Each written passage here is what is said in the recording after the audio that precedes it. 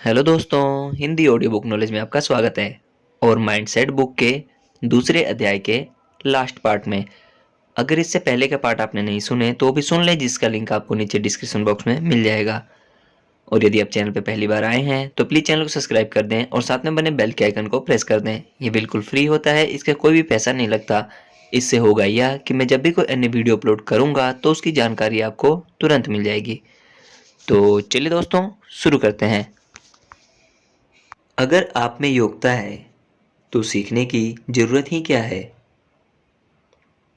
वास्तव में निश्चित मानसिकता वाले लोग यह अपेक्षा रखते हैं कि योग्यता खुद ब खुद नजर आनी चाहिए, सीखने से पहले ही।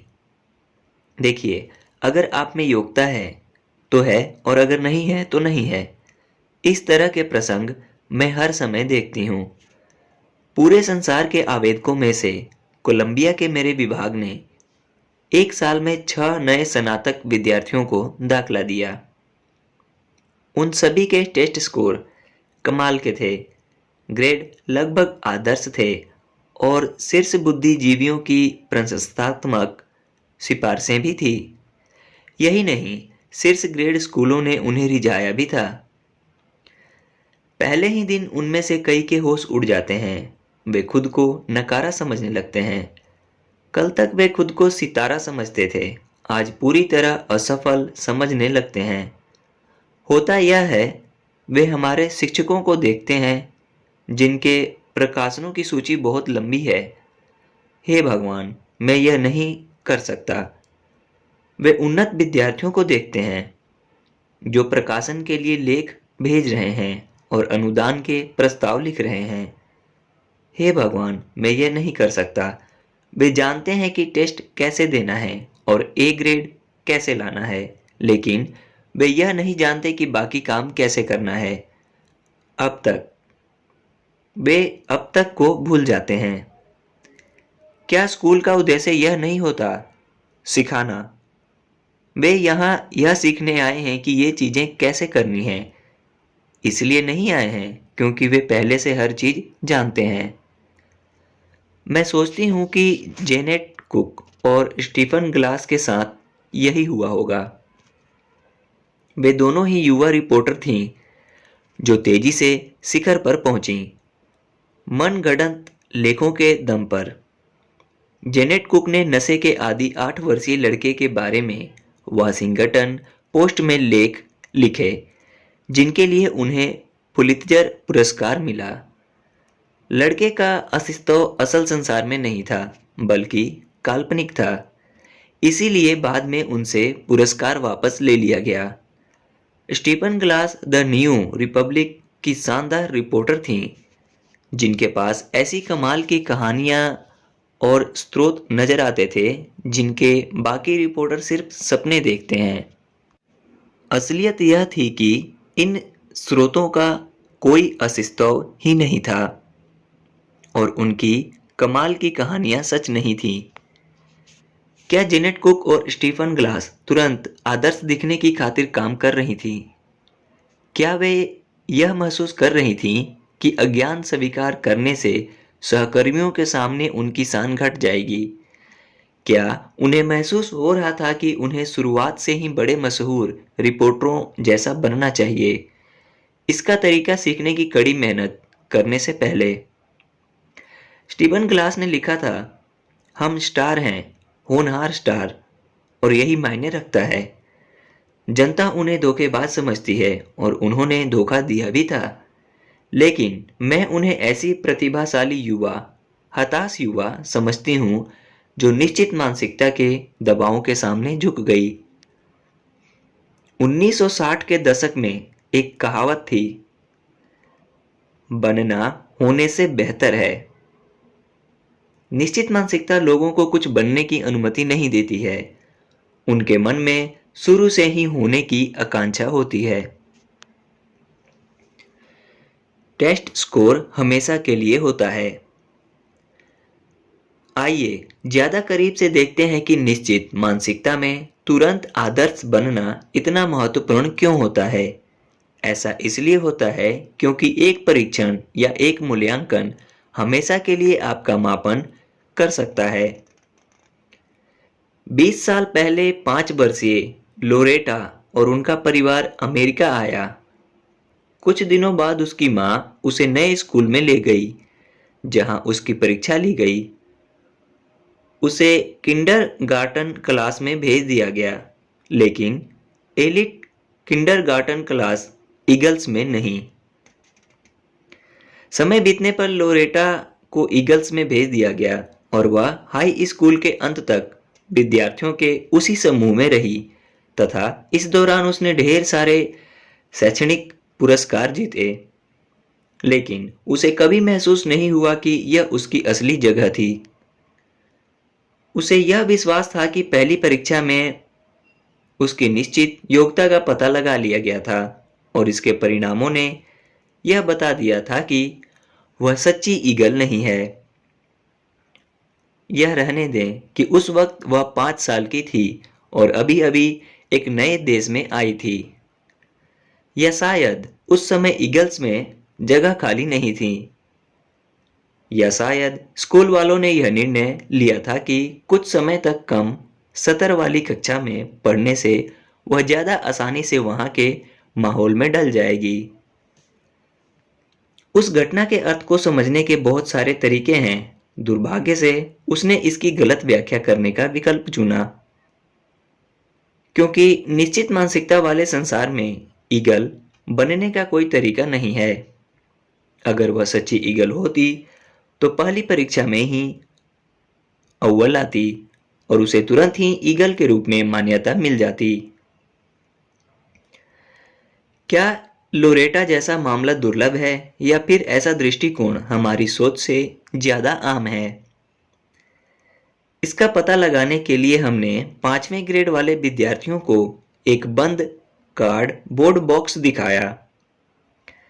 हमने कहा कि इसके भीतर एक परीक्षण है और यह एक महत्वपूर्ण स्कूली योग्यता का आकलन करता है। हमने उन्हें इससे ज्यादा कुछ नहीं बताया। फिर हमने उनसे परीक्षण के बारे में सवाल पूछे। सबसे पहले तो हम यह तसल्ली कर लेना चाहते थे कि उन्होंने हमारे वर्णन को स्वीकार कर लिया है। इसीलिए हमने उनसे पूछा, आप क्या सोचते हैं कि यह परीक्षण किसी महत्वपूर्ण स्कूली योग्यता का कितना ज्यादा आकलन करता है? उन सभी ने हमारी बात मान ली थी। इसके बाद हमने पूछा, क्या आपके विचार से यह परीक्षण यह मापता है कि आप कितने स्मार्ट हैं? और क्या आप सोचते हैं कि यह परीक्षण यह माप सकता है कि बड़े होने पर आप कितने स्मार्ट बनेंगे?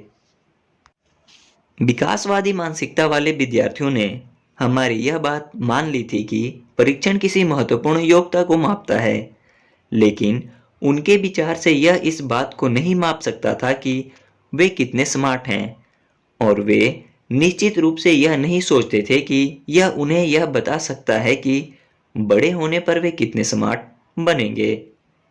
वास्तव में उनमें से एक ने हमसे कहा, किसी तरह नहीं, यह तो कोई परीक्षण नहीं कर सकता।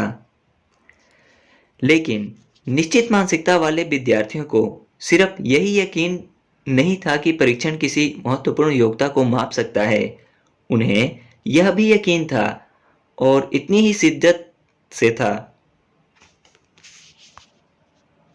कि परीक्षण इस बात को भी माप सकता है कि वे कितने स्मार्ट हैं और बड़े होने पर वे कितने स्मार्ट होंगे। उन्होंने यह मान लिया कि एक परीक्षण में इस समय और भविष्य की भी उनकी सबसे बुनियादी बुद्धि को मापने की शक्ति थी। उन्होंने इस परीक्षण को अपनी बुद्धिमत्ता या स्मार्टनेस तय करने की शक्ति दे दी थी। इसीलिए हर सफलता इतनी महत्वपूर्ण होती है। क्षमता पर एक और दृष्टि। इससे हम दोबारा क्षमता पर विचार करने की ओर आते हैं और इस प्रश्न की ओर कि क्या परीक्षण या विशेषज्ञ हमें यह बता सकते हैं कि हमारी क्षमता क्या है, हम किसमें सक्षम हैं और हमारा भविष्य क्या होगा। निश्चित मानसिकता कहती है कि हाँ, आप निश्चित योग्यता को इसी समय माप सकते हैं और इसे भविष्य में प्रक्षेपित कर सकते हैं। बस कोई टेस्ट दे दें या विशेषज्ञ से पूछ लें। किसी क्रिस्टल बॉल या इंतजार की जरूरत नहीं है। क्षमता का पता तुरंत लगाया जा सकता है। यह विश्वास इतना आम है कि जोसेफ पी कैनेडी ने मार्टिन डाउनी जूनियर को दो टूक बता दिया था कि वे निश्चित रूप से असफल होंगे। डाउनी, जो बाद में मशहूर टेलीविजन शख्सियत और लेखक बने, ने ऐसी क्या गड़बड़ कर दी थी। वे स्टोर्क नामक न्यूयॉर्क के शानदार नाइट क्लब में लाल मोजे और भूरे जूते पहनकर चले गए थे। बस। मार्टिन कैनेडी ने उनसे कहा, आज तक मैं लाल मोजे और भूरे जूते पहने जिस भी व्यक्ति से मिला हूं, उनमें से कोई भी सफल नहीं हुआ है।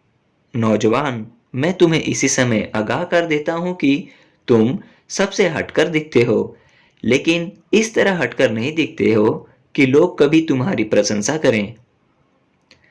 हमारे युग के सबसे सफल कई लोगों के बारे में विशेषज्ञों ने यह माना था कि उनका कोई भविष्य नहीं है। Jackson Pollock, martial Proust, alias Presley, रे चार्ल्स, लुसील बॉल और चार्ल्स डार्विन आदि के बारे में यह सोचा गया था कि उनमें उनके चुने हुए क्षेत्रों में बहुत कम क्षमता थी, और इनमें से कुछ मामलों में यह सच हो सकता है कि शुरुआत में वे भीड़ से अलग हटकर नहीं दिखते थे। लेकिन क्या क्षमता का मतलब प्रयास और कोचिंग की मदद से समय के साथ उनकी योग्यताओं को बढ़ाने की क्षमता से नहीं है? और यही असल बात है। हमें पहले से यह पता कैसे चल सकता है कि मेहनत, कोचिंग और समय किसी व्यक्ति को कहां ले जाएंगे? शायद विशेषज्ञ जैक्सन, मार्शल, एलियस, रे, लुसील और चार्ल्स के बारे में बिल्कुल सही थे, लेकिन सिर्फ उस वक्त की उनकी योग्यताओं के संदर्भ में। मैं लंदन में पॉल सेजेन की शुरुआती पेंटिंग्स की एक प्रदर्शनी देखने गई। वहां जाते समय मैं सोच रही थी कि आज हम उन्हें जिस तरह के पेंटर के रूप में जानते हैं, उससे पहले सेजेन कैसे थे और उनकी पेंटिंग कैसी थी। मैं बेहद जिज्ञासु थी, क्योंकि सेजेन मेरे प्रिय चित्रकार थे जिन्होंने ज्यादातर आधुनिक कला के लिए मंच तैयार किया था। मैंने यह पाया, उनकी कुछ शुरुआती पेंटिंग्स काफी खराब थी। उनमें अतिरेक भरे दृश्य थे, हिंसा थी और नौसिखियों की तरह चित्रित लोग थे। हालांकि कुछ पेंटिंग्स में भावी सेजेन की झलक दिख रही थी, लेकिन कई पेंटिंग्स में ऐसी कोई संभावना नजर नहीं आ रही थी। क्या शुरुआती सेजेन प्रतिभाशाली नहीं थे, या फिर सेजेन को सेजेन बनने में बस समय लगा था? विकासवादी मानसिकता वाले लोग यह बात जानते हैं कि क्षमता को पल्वित होने में समय लगता है। कुछ समय पहले मुझे एक शिक्षक का क्रोध भरा पत्र मिला, जिसने हमारे एक सर्वे में हिस्सा लिया था। सर्वे में एक काल्पनिक विद्यार्थी जेनिफर को चित्रित किया गया था, जिसे गणित की परीक्षा में 65% अंक मिले थे। फिर हमने शिक्षकों से यह पूछा था कि वे उसके साथ कैसा व्यवहार करेंगे। निश्चित मानसिकता वाले शिक्षकों ने हमारे प्रश्न का खुशी खुशी जवाब दिया। उन्हें महसूस हुआ कि जेनिफर का स्कोर जानने से ही उन्हें उसके व्यक्तित्व, बुद्धिमत्ता और क्षमता का अच्छा एहसास हो जाता है।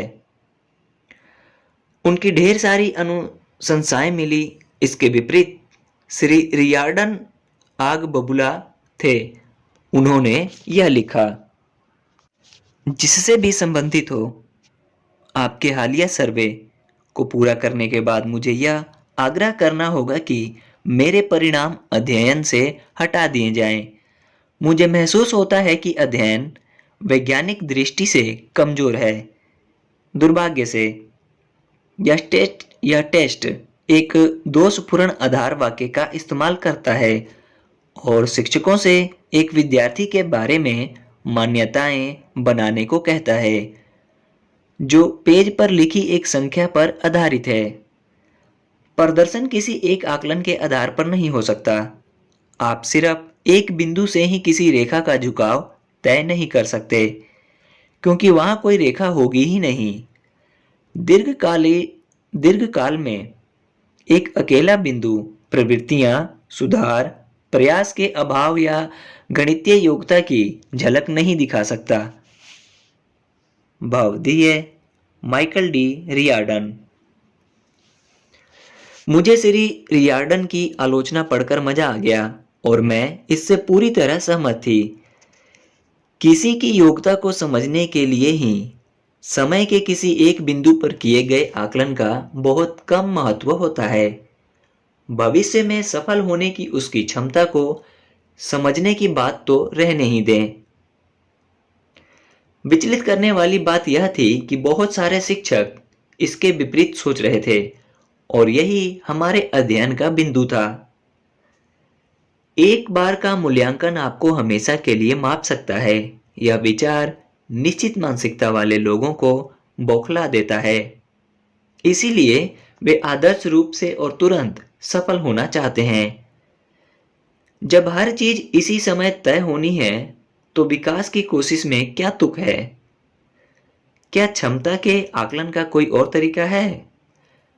नासा को एक ऐसा ही विचार सूझा जब इसने अंतरिक्ष यात्रियों के लिए आवेदन मंगाए तो सफलता के शुद्ध इतिहास वाले लोगों को चुनने के बजाय इसने ऐसे लोगों को चुना जिनके पास महत्वपूर्ण असफलताएं थीं और जो उनसे जूझकर उभरे थे। जनरल इलेक्ट्रिक के मशहूर सीईओ जैक वेल्च ने विकास की क्षमता के आधार पर एग्जीक्यूटिव चुने और मशहूर बैले शिक्षिका मैरीना सेमयोनोवा को याद करें जो आलोचना से ऊर्जा पाने वाले विद्यार्थियों को चुनती थी। वे सभी निश्चित योग्यता के विचार को अस्वीकार कर रहे थे और इसके बजाय विकासवादी मानसिकता को चुन रहे थे।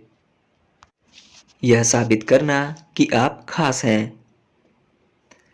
जब निश्चित मानसिकता वाले लोग विकास के बजाय सफलता का विकल्प चुनते हैं तो वे दरअसल क्या साबित करने की कोशिश कर रहे हैं? यही कि वे खास हैं, श्रेष्ठ भी। जब हमने उनसे पूछा आप कब स्मार्ट महसूस करते हैं तो उनमें से कई ने उन अवधियों के बारे में बताया जब उन्होंने एक खास व्यक्ति जैसा महसूस किया, जब वे दूसरे लोगों से अलग और बेहतर थे। जब तक मुझे मानसिकताओं का पता नहीं था और मैं उनकी कार्यप्रणालियां नहीं समझती थी, तब तक मैं भी खुद को दूसरों से ज्यादा प्रतिभाशाली मानती थी। शायद अपने गुणों की वजह से दूसरों से ज्यादा मूल्यवान भी मानती थी। मेरे लिए जो सबसे डरावना विचार था वह शायद ही कभी मेरे मन में आता था, सामान्य होने की संभावना।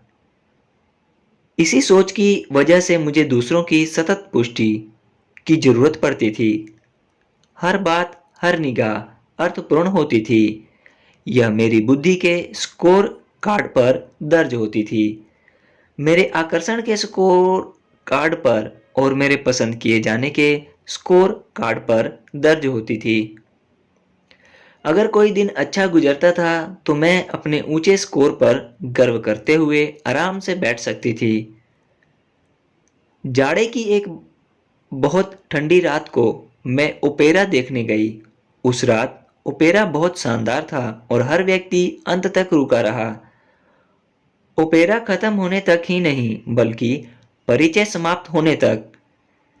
फिर हम सभी बाहर निकलकर सड़क पर पहुंचे और हम सभी को टैक्सी चाहिए थी। मुझे यह स्पष्टता से याद है, यह आधी रात के बाद की बात थी। तापमान 60 डिग्री था, हवा तेज चल रही थी और जैसे जैसे समय गुजरा मेरा दुख बढ़ता गया। मैं भीड़ के एक इंसान की तरह वहां खड़ी थी। मेरे पास क्या मौका था? अचानक एक टैक्सी मेरे बगल में आकर रुक गई। इसके पिछले दरवाजे का हैंडल मेरे हाथ के बिल्कुल करीब था और मेरे अंदर घुसते ही ड्राइवर बोला, आप सबसे अलग दिख रही थी। मैं इन्हीं पलों के लिए तो जिंदा रहती थी। मैं खास ही नहीं थी, लोग इस बात को दूर से ही पहचान सकते थे। आत्म गौरव आंदोलन ऐसी ही सोच को प्रोत्साहित करता है। इसने तो ऐसे उपाय भी इजाद कर लिए हैं जिनसे आपकी श्रेष्ठता की पुष्टि में मदद मिलती है। हाल ही में मैंने एक ऐसे ही प्रोडक्ट का विज्ञापन देखा। मेरे दो मित्र मुझे हर साल उन 10 चीजों की एक इलस्ट्रेटेड सूची भेजते हैं जो उन्हें क्रिसमस पर नहीं मिली। जनवरी से नवंबर तक वे कैटलॉग से उम्मीदवार आइटमों को उठाते थे या उन्हें इंटरनेट से डाउनलोड करते थे। दिसंबर में वे विजेताओं को चुनते थे। मेरी सबसे प्रिय वस्तुओं में से एक पॉकेट टॉयलेट है, जिसे आप इस्तेमाल करने के बाद तह करके दोबारा अपनी जेब में रख लेते थे। इस साल मेरा प्रिय सामान था, मैं खुद से प्रेम करती हूँ, आईना। एक आईना जिसके निचले आधे हिस्से पर बड़े बड़े अक्षरों में लिखा है, मैं खुद से प्रेम करती हूँ। आईना देखकर आप खुद ही यह संदेश खुद तक पहुंचा सकते हैं और इस बात का इंतजार नहीं करते कि बाहरी संसार आपके विशेष होने का ऐलान करे। जाहिर है, आईना पर्याप्त हानि रहित है। समस्या तब होती है जब विशेष का मतलब दूसरों से बेहतर हो। ज्यादा मूल्यवान इंसान, दूसरों से श्रेष्ठ इंसान, ज्यादा हकदार इंसान, विशेष श्रेष्ठ हकदार। जॉन मैकेनरो निश्चित मानसिकता वाले खिलाड़ी थे। उनका मानना था कि प्रतिभा ही सब कुछ होती है। उन्हें सीखना पसंद नहीं था। वे चुनौतियों से फलते फूलते नहीं थे। जब परिस्थितियां मुश्किल हो जाती थी तो वे अक्सर घुटने टेक देते थे। फलस्वरूप उनके खुद के शब्दों में ही वे अपनी पूरी क्षमता तक नहीं पहुंच पाए। लेकिन उनमें इतनी ज्यादा प्रतिभा थी कि वे 4 साल तक संसार के नंबर 1 टेनिस खिलाड़ी रहे। वे हमें बताते हैं कि नंबर 1 बनना उनके लिए कैसा था। मैकेनरो मैच के दौरान अपने हाथ का पसीना सुखाने के लिए बुरादे का इस्तेमाल करते थे। इस बार बुरादा उन्हें पसंद नहीं आया, इसीलिए उन्होंने बुरादे के डिब्बे को अपने रैकेट से गिरा दिया। उनका एजेंट गैरी यह पता लगाने दौड़ा कि क्या गड़बड़ हो गई है। आप इसे बुरादा कहते हैं? मैंने कहा। मैं दरअसल उन पर चिल्लाने लगा, बुरादा बहुत बारीक पिसा हुआ है। यह चूहा मार जहर जैसा दिख रहा है। क्या आप कोई सही चीज नहीं ला सकते? इस पर गैरी दौड़कर बाहर गए और 20 मिनट बाद ज्यादा थोड़े खुरदुरे बुरादे का डिब्बा लेकर लौटे और इस दौरान उनकी जेब से $20 कम हो गए थे।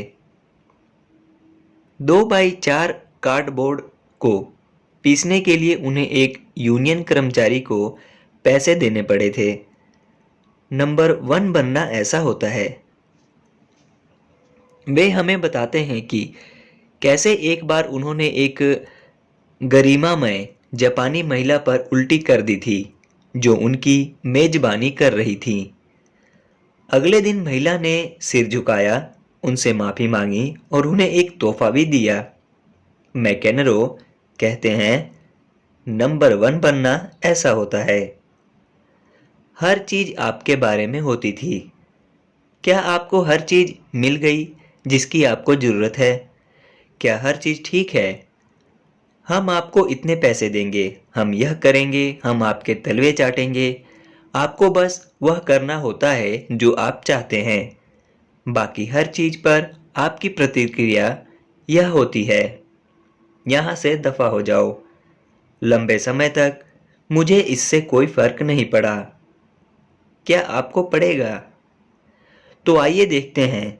अगर आप सफल हैं तो इसका मतलब है कि आप दूसरे लोगों से बेहतर हैं। आप उन्हें अपमानित करते हैं और उन्हें गिड़गिड़ाने पर मजबूर करते हैं। निश्चित मानसिकता में आत्मगौरव के नाम पर यही किया जा सकता है।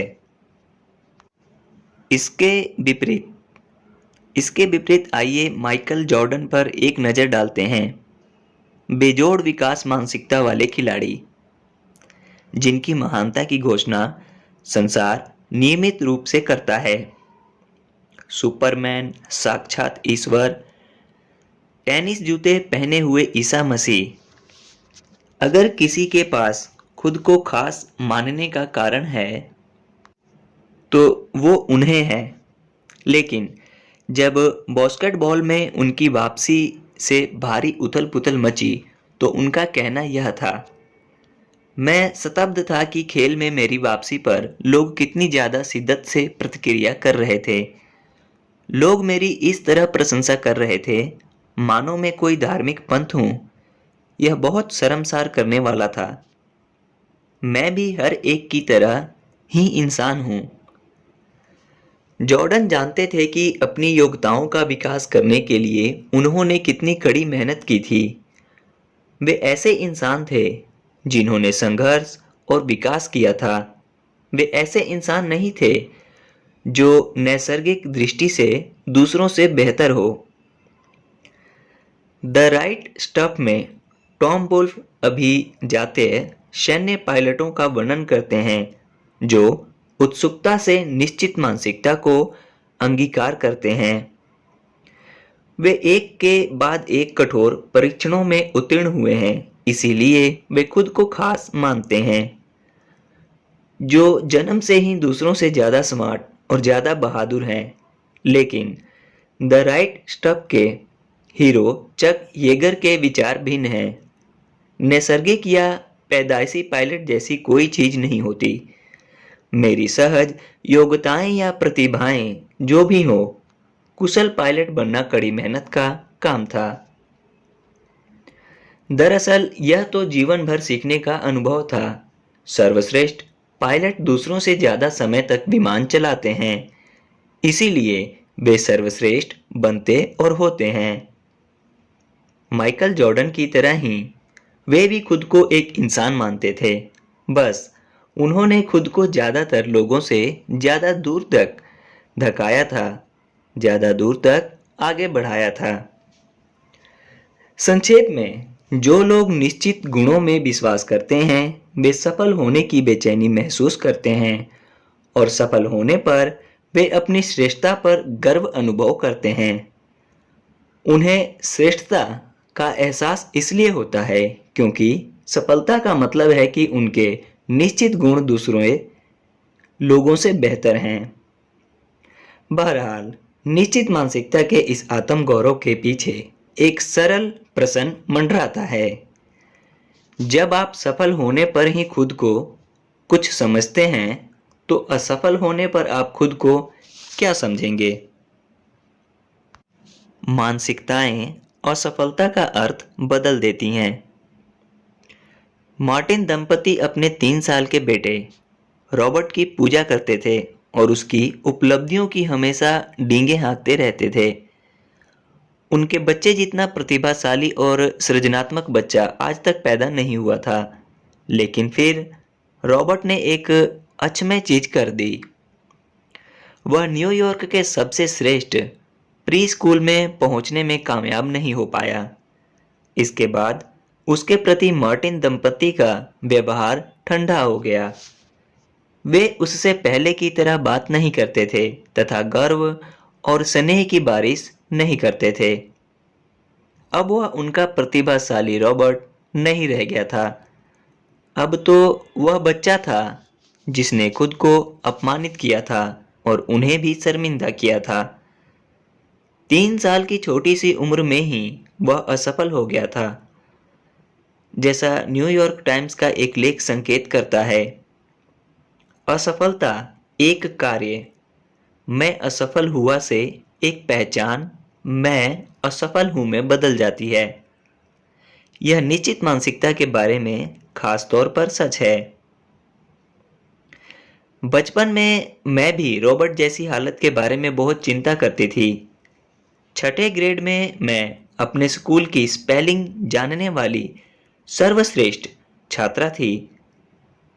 प्राचार्य चाहती थी कि मैं शहर की एक प्रतिस्पर्धा में हिस्सा लूं, लेकिन मैंने इनकार कर दिया। नवें ग्रेड में मैं फ्रांसीसी भाषा में उत्कृष्ट थी और मेरी टीचर चाहती थी कि मैं शहर में होने वाली प्रतिस्पर्धा में हिस्सा लूं। एक बार फिर मैंने इनकार कर दिया। मेरी सोच यह थी, मैं सफल से असफल होने की जोखिम क्यों लूं? विजेता से पराजित में बदलने का जोखिम क्यों लूं? महान गोल्फ खिलाड़ी अर्नी एल्स को भी यही चिंता थी। एल्स ने 5 साल के सूखे दौर के बाद, जिसमें एक के बाद एक दूसरा मैच उनसे फिसलता रहा, एक बड़ा टूर्नामेंट जीत लिया। अगर वे इस टूर्नामेंट में भी हार जाते तो क्या होता?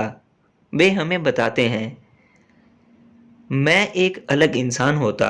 तब वे खुद को असफल और पराजित मान लेते। हर अप्रैल में जब कॉलेजों से पतले लिफाफे अस्वीकृति पत्र आते हैं तो पूरे देश में असंख्य युवाओं पर असफलता का ठप्पा लग जाता है। हजारों प्रतिभाशाली युवा विद्यार्थी, वह लड़की जिसे प्रिस्टन में दाखिला नहीं मिल पाया या वह लड़का जिसे स्टैनफोर्ड में एडमिशन नहीं मिल पाया, में बदल जाते हैं। परिभाषित करने वाले पल। विकासवादी मानसिकता में भी असफलता एक दर्द भरा अनुभव हो सकती है, लेकिन यह आपकी पहचान तय नहीं करती है। यह तो एक समस्या है जिसका आप सामना करते हैं, जिससे आप जूझते हैं और जिससे आप सीखते हैं। मिनेसोटा वाइकिंग्स के पूर्व रक्षात्मक खिलाड़ी जिम मार्शल बताते हैं कि कौन सी चीज आसानी से उन्हें असफल बना सकती थी। सैन फ्रांसिस्को 49ers के खिलाफ एक मैच में मार्शल ने जमीन पर फुटबॉल देखी। वे इसे उठाकर टचडाउन के लिए दौड़े और भीड़ हर्षध्वनि करने लगी, लेकिन वे गलत दिशा में भाग रहे थे। उन्होंने गलत टीम की तरफ से गोल कर दिया था और वह भी राष्ट्रीय टीवी पर। यह उनके जीवन का सबसे तबाह करने वाला पल था। वे बहुत शर्मसार थे, लेकिन हाफ टाइम में उन्होंने सोचा, अगर आपसे कोई गलती हो जाए तो आपको इसे सही करना चाहिए। मुझे एहसास हुआ कि मेरे पास एक विकल्प है। मैं दुख मना सकता हूं या फिर अपनी गलती को सुधारने के लिए कोशिश कर सकता हूं। दूसरे हाफ के लिए खुद को तैयार करते हुए उन्होंने अपने सर्वश्रेष्ठ फुटबॉल खेल का प्रदर्शन किया और अपनी टीम को जिता दिया। वे सिर्फ वहीं नहीं रुके, उन्होंने समूहों के सामने बात की। उन्होंने ऐसे पत्रों के जवाब दिए जिन्हें लिखने वालों में आखिरकार अपने खुद के शर्मनाक अनुभवों को स्वीकार करने का साहस आ गया था। उन्होंने मैचों के दौरान अपनी एकाग्रता को बढ़ाया। उन्होंने उस शर्मनाक अनुभव को अपनी पहचान तय नहीं करने दी, इसके बजाय उन्होंने इसे नियंत्रित किया।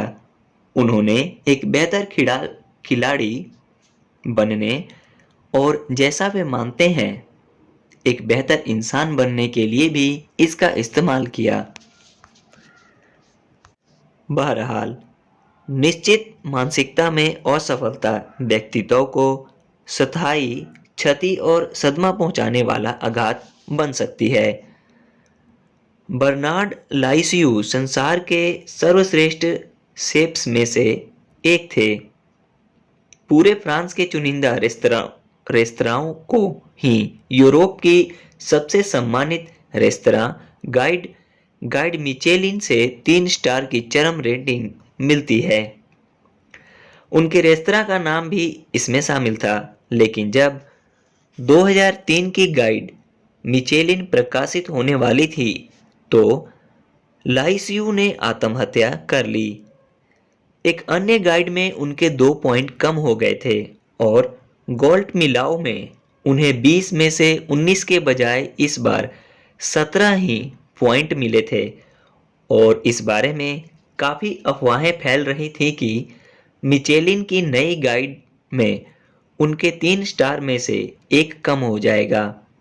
हालांकि नई गाइड जब प्रकाशित हुई तो इसमें उनका एक भी स्टार कम नहीं हुआ, लेकिन असफलता का विचार उन पर हावी हो गया था। लाइसियू एक पथ प्रदर्शक थे। वे उन पहले शेफ्स में से एक थे जिन्होंने नूवेल क्विजिन को लोकप्रिय किया था, जिसमें उन्होंने फ्रांसीसी पाक कला के पारंपरिक बटर और क्रीम सॉस के बदले में आहारों के ज्यादा चटकीले स्वाद लिए। जबरदस्त ऊर्जा से भरपूर लाइसियू उद्यमी भी थे। बरगंडी में उनके 3 स्टार रेस्तरां के अलावा उन्होंने पेरिस में 3 इटरीज, बहुत सारी कुक बुक्स और फ्रोजन फूड्स की लाइन भी शुरू की थी। उन्होंने लोगों से कहा, मैं बेस सेंट लॉरेंट जैसा हूँ। मैं हॉट कुचर और रेडी टू वियर दोनों करता हूँ। 2 पॉइंट या 1 स्टार कम होने के बावजूद इतनी प्रतिभा और मौलिकता वाला व्यक्ति आसानी से एक संतुष्टिदायक भविष्य की योजना बना सकता था। जैसा गोल्ट मिलाओ के निदेशक ने कहा, यह कल्पना नहीं की जा सकती कि उनकी रेटिंग की वजह से लाइसियू अपनी जान दे सकते थे। लेकिन निश्चित मानसिकता में इस बात की कल्पना की जा सकती थी। उनकी रेटिंग कम होने से उन्हें उनकी नई परिभाषा मिली, असफलता। ऐसा इंसान जिसका सुनहरा समय जा चुका था। यह आश्चर्यजनक है कि निश्चित मानसिकता में कौन सी चीज असफलता का स्वरूप ले सकती है। इसीलिए एक ज्यादा हल्के प्रकरण को देखते हैं। मेरी सफलता आपकी असफलता है। पिछली गर्मियों में मेरे पति और मैं एक रिजॉर्ट में गए जहां घुड़सवारी की सुविधा भी थी। यह बहुत नई चीज थी। हम दोनों का ही पहले कभी घोड़े से कोई संपर्क नहीं रहा था। एक दिन हमने फ्लाई फिशिंग सीखने के लिए अपना नाम लिखा दिया। हमारा टीचर था 80 साल का काउबॉय किस्म का एक अद्भुत मछुआरा, जिसने हमें फिशिंग लाइन डालना सिखाया और इसके बाद हमें अपने हाल पर छोड़ दिया। जल्दी ही हमें इस बात का एहसास हुआ कि उसने हमें यह तो सिखाया ही नहीं कि कब ट्राउट ने कीड़े को काटा। वे डोरी को खींचती नहीं है, आपको पानी में बुलबुले पर निगाह रखनी होती है। जब ट्राउट ने कीड़े को काटे तो क्या करना चाहिए? ऊपर की तरफ खींचें, या अगर किसी चमत्कार की बदौलत ट्राउट फंस जाए तो इसे कैसे निकालें? मछली को पानी में खींचें, इसे हवा में ना उठाएं। देखिए, समय गुजरता गया। मच्छरों ने तो काटा लेकिन ट्राउट ने नहीं। हम दर्जन भर लोगों में से किसी ने भी जरा भी प्रगति नहीं की। अचानक मुझे जैकपॉट मिल गया। एक लापरवाह ट्राउट ने मेरे कीड़े को जमकर काटा और संयोग से मछुआरा वही था जिसने मुझे आगे का रास्ता बता दिया। इस तरह मैंने एक रेनबो ट्राउट पकड़ ली। प्रतिक्रिया #पहला। मेरे पति डेविड गर्व से दौड़ते हुए आए और बोले, तुम्हारे साथ जीवन बहुत रोमांचक है। प्रतिक्रिया #दूसरा। उस शाम जब हम डिनर के लिए डाइनिंग रूम में पहुंचे तो 2 आदमी मेरे पति के पास आकर पूछने लगे, डेविड, तुम कैसे झेल रहे हो? डेविड ने सवालिया निगाह से उन्हें देखा। उन्हें जरा भी अंदाजा नहीं था कि वे किस बारे में बोल रहे हैं। जाहिर है, उन्हें जरा भी पता नहीं था। वे उन लोगों में से थे जो सोच रहे थे कि मेरा मछली पकड़ना रोमांचक है, लेकिन उनका मतलब मुझे पूरी तरह समझ आ गया। उन्हें लग रहा था कि मेरे पति कमतर महसूस करेंगे, और उन लोगों ने बाद में यह बता भी दिया कि मेरी सफलता से उन्हें ऐसा ही लगा था। काम से बचना, धोखेबाजी, दोषारोपण सफलता का नुस्खा नहीं। निश्चित मानसिकता में कोई भी झटका आघात भरा हो सकता है, और यह मानसिकता आपको इससे उबरने का कोई अच्छा तरीका भी नहीं बताती है। अगर असफलता का मतलब यह है कि आप में सक्षमता या क्षमता का अभाव है, कि आप असफल हैं, तो आप वहां से कहां जा सकते हैं? एक अध्ययन में 7वें ग्रेड के विद्यार्थियों ने हमें बताया कि वे किसी शैक्षणिक असफलता, किसी नए कोर्स में कमजोर टेस्ट ग्रेड पर कैसी प्रतिक्रिया करेंगे। हमें हैरानी नहीं हुई जब विकासवादी मानसिकता वाले लोगों ने कहा कि वे अगले टेस्ट के लिए ज्यादा मेहनत से पढ़ाई करेंगे, लेकिन निश्चित मानसिकता वाले लोगों ने कहा कि वे अगले टेस्ट के लिए कम पढ़ाई करेंगे। अगर आप में योग्यता नहीं है तो अपना समय बर्बाद क्यों करना? और उन्होंने कहा कि वे नकल करने के बारे में भी गंभीरता से सोचेंगे। उनकी सोच यह थी कि अगर आप में योग्यता नहीं है तो आपको किसी दूसरे तरीके को तलाश करना होगा। यही नहीं, अपनी असफलताओं से सीखने और उन्हें दुरुस्त करने की कोशिश के बजाय निश्चित मानसिकता वाले लोग बस अपने आत्म गौरव की मरम्मत करने की कोशिश कर सकते हैं। मिसाल के तौर पर, वे अपने से बदतर लोगों की तलाश कर सकते हैं। एक टेस्ट में खराब प्रदर्शन करने के बाद कॉलेज के विद्यार्थियों को दूसरे विद्यार्थियों के टेस्ट की कॉपी देखने का मौका दिया गया। विकासवादी मानसिकता वाले छात्रों ने उन विद्यार्थियों की टेस्ट कॉपियां देखने का विकल्प चुना जिनके उनसे ज्यादा नंबर आए थे। हमेशा की तरह ही वे भी अपनी कमी को सुधारना चाहते थे, लेकिन निश्चित मानसिकता वाले लोगों ने उन विद्यार्थियों की टेस्ट कॉपियां देखने का विकल्प चुना जिनके नंबर बहुत खराब आए थे। यह अपने बारे में बेहतर महसूस करने का उनका तरीका था। Jim Collins good to great पुस्तक में कंपनी जगत का ऐसा ही वाकया बताते हैं। जब प्रॉक्टर एंड गैम्बल कागजी वस्तुओं के व्यवसाय में उतरी तो स्कॉट पेपर ने घुटने टेक दिए। हालांकि यह तब उस क्षेत्र में लीडर थी। प्रगतिशील बनने और समस्या से जूझने के बजाय वे बोले, ओह ठीक है, कम से कम व्यवसाय में कुछ लोग हमसे भी बुरी स्थिति में हैं। निश्चित मानसिकता वाले लोग किसी असफलता के बाद अपने आत्म गौरव की मरम्मत करने के लिए एक और काम करते हैं। वे दोषारोपण करते हैं या बहाने बनाते हैं। आइए जॉन मैकेनरो की ओर लौटते हैं। असफलता में कभी उनका दोष नहीं होता था। एक बार वे मैच इसलिए हार गए थे क्योंकि उन्हें बुखार था। एक बार उनकी पीठ में दर्द था। एक बार वे अपेक्षाओं के शिकार थे, तो दूसरी बार अखबारों के। एक बार वे एक मित्र से इसलिए हार गए थे क्योंकि उनके मित्र का प्रेम प्रसंग चल रहा था, लेकिन उनका खुद का नहीं चल रहा था। एक बार उन्होंने मैच के ठीक पहले कुछ खा लिया था। एक बार वे ज्यादा मोटे थे, दूसरी बार ज्यादा दुबले थे।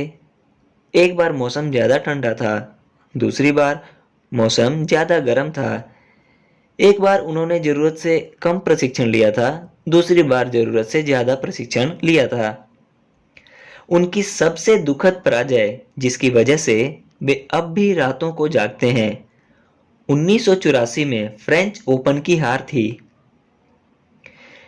इवॉन लेंडल से 2-0 से आगे होने के बाद भी वे उनसे क्यों हारे? मैकेनरो के अनुसार यह उनकी गलती नहीं थी। एनबीसी के एक कैमरामैन ने अपना हेडसेट निकाल लिया था और मैदान के उस सिरे से आवाजें आने लगी थीं। उनकी कभी कोई गलती थी ही नहीं, इसीलिए उन्होंने एकाग्रचित्त बनने या अपने भावनात्मक नियंत्रण को बेहतर बनाने का कोई प्रशिक्षण नहीं लिया। मशहूर बास्केटबॉल कोच जॉन वुडन कहते हैं कि जब तक कि आप दूसरों को दोष ना दें, तब तक आप सफल नहीं हैं। उनका मतलब यह है कि जब तक आप गलतियों से इनकार ही ना कर दें, तब तक आप उन्हें सुधार सकते हैं। जब ऊर्जा क्षेत्र की दिग्गज कंपनी एनरॉन का पतन हुआ, जो दंभ की संस्कृति की वजह से ढेर हुई थी, तो यह किसकी गलती थी? सीईओ और रहवासी जीनियस जेफरी सिकलिंग के अनुसार यह उनकी गलती नहीं थी, यह तो संसार की गलती थी। एनरॉन जो करने की कोशिश कर रही थी, उसकी संसार ने कदर नहीं की। कंपनी की भारी धोखाधड़ी के बारे में, न्याय विभाग की जांच के बारे में उनका क्या कहना था? यह तो जादूगरों की धरपकड़ जैसा मामला था। विकासवादी मानसिकता वाले सीईओ जैक वेल्च ने जनरल इलेक्ट्रिक की एक असफलता पर बिल्कुल ही अलग प्रतिक्रिया की। 1986 में जनरल इलेक्ट्रिक ने एक Wall Street banking firm Kidder Peabody को खरीदा था। सौदा होने के ठीक बाद किडर पीबॉडी में एक बड़े अंदरूनी ट्रेडिंग स्कैंडल का भंडाफोड़ हुआ। कुछ साल बाद ट्रेडर जोसेफ जेट ने स्कैंडल खड़ा कर दिया, जिन्होंने अपना बोनस बढ़वाने के चक्कर में करोड़ों डॉलर के काल्पनिक सौदे कर लिए थे। वेल्च ने जीई के अपने 14 शीर्ष सहकर्मियों को फोन करके यह बुरी खबर बताई और व्यक्तिगत रूप से क्षमा मांगी। वेल्व ने कहा, मैंने इस तबाही के लिए खुद को दोष दिया। मानसिकता और डिप्रेशन। शायद फ्रांसीसी शेफ बर्नार्ड लाइसियू बस डिप्रेशन में थे। क्या आप यह बात सोच रहे थे? मनोवैज्ञानिक और शिक्षाविद होने के नाते मेरी डिप्रेशन में बहुत रुचि है। यह कॉलेज कैंपसों में बहुत बुरी तरह फैलता है, खास तौर पर फरवरी और मार्च में। जाड़ा खत्म नहीं होता है, गर्मी नजर नहीं आती है, काम का ढेर लगा होता है और संबंध अक्सर जर्जर हो जाते हैं। लेकिन मेरे सामने यह लंबे समय से स्पष्ट है कि अलग अलग विद्यार्थी बहुत अलग अलग तरीकों से डिप्रेशन का सामना करते हैं। कुछ हर चीज को फिसल जाने देते हैं, बाकी हालांकि दुखी महसूस करते हैं, लेकिन चीजों को थामे रहते हैं। वे खुद को कक्षा तक घसीट कर ले जाते हैं, अपने काम करते रहते हैं और अपना ध्यान रखते हैं, ताकि जब वे ज्यादा अच्छा महसूस करें तो उनका जीवन अक्षुण्ण रहे। थोड़े समय पहले हमने यह देखने का निर्णय लिया कि क्या यह अंतर मानसिकता की वजह से होता है। यह पता लगाने के लिए हमने विद्यार्थियों की मानसिकता को मापा और फिर फरवरी मार्च में 3 सप्ताह तक उनसे एक ऑनलाइन डायरी भरवाई।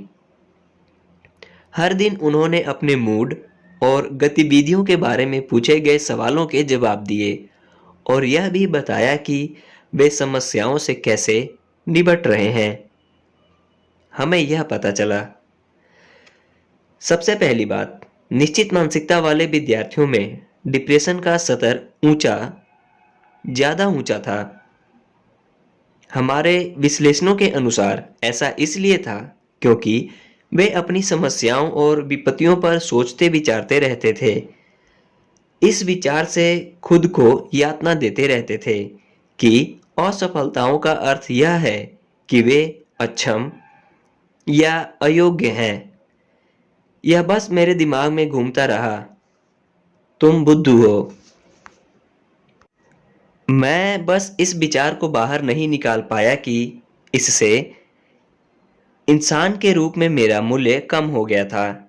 एक बार फिर असफलताओं ने उन पर ठप्पा लगा दिया था और उन्हें सफल होने का कोई रास्ता नजर नहीं आ रहा था। और उन्हें जितना ज़्यादा डिप्रेशन महसूस हुआ, उन्होंने चीज़ों को उतना ही ज़्यादा बिखेरने दिया। उन्होंने अपनी समस्याओं को सुलझाने के लिए उतनी ही कम मेहनत की। मिसाल के तौर पर, उन्होंने वह नहीं पढ़ा जो उन्हें पढ़ना चाहिए था। उन्होंने अपने असाइनमेंट समय पर जमा नहीं किए और उन्होंने अपनी ज़रूरत के बाकी काम भी नहीं किए। हालांकि निश्चित मानसिकता वाले विद्यार्थियों में डिप्रेशन ज़्यादा नज़र आ रहा था, लेकिन विकास मानसिकता वाले बहुत सारे लोग भी काफ़ी दुखी महसूस कर रहे थे, क्योंकि यह डिप्रेशन का लोकप्रिय मौसम था। और यहाँ हमने एक आश्चर्यजनक बात देखी। विकासवादी मानसिकता वाले लोगों ने खुद को डिप्रेशन में जितना ज़्यादा महसूस किया, गंभीर डिप्रेशन को छोड़कर उन्होंने अपनी समस्याओं से मुकाबला करने के लिए उतना ही ज़्यादा श्रम किया। उन्होंने यह उतना ही ज़्यादा सुनिश्चित किया कि उनका स्कूली काम पूरा हो और उन्होंने अपने जीवन को उतना ही ज़्यादा व्यवस्थित रखा।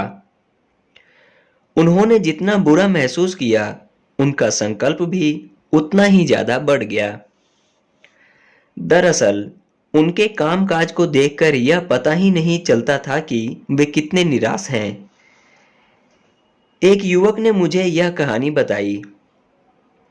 मैं फर्स्ट ईयर में था और पहली बार घर से दूर रह रहा था। हर व्यक्ति अजनबी था, कोर्स मुश्किल था और साल गुजरते समय मेरा डिप्रेशन बढ़ता जा रहा था।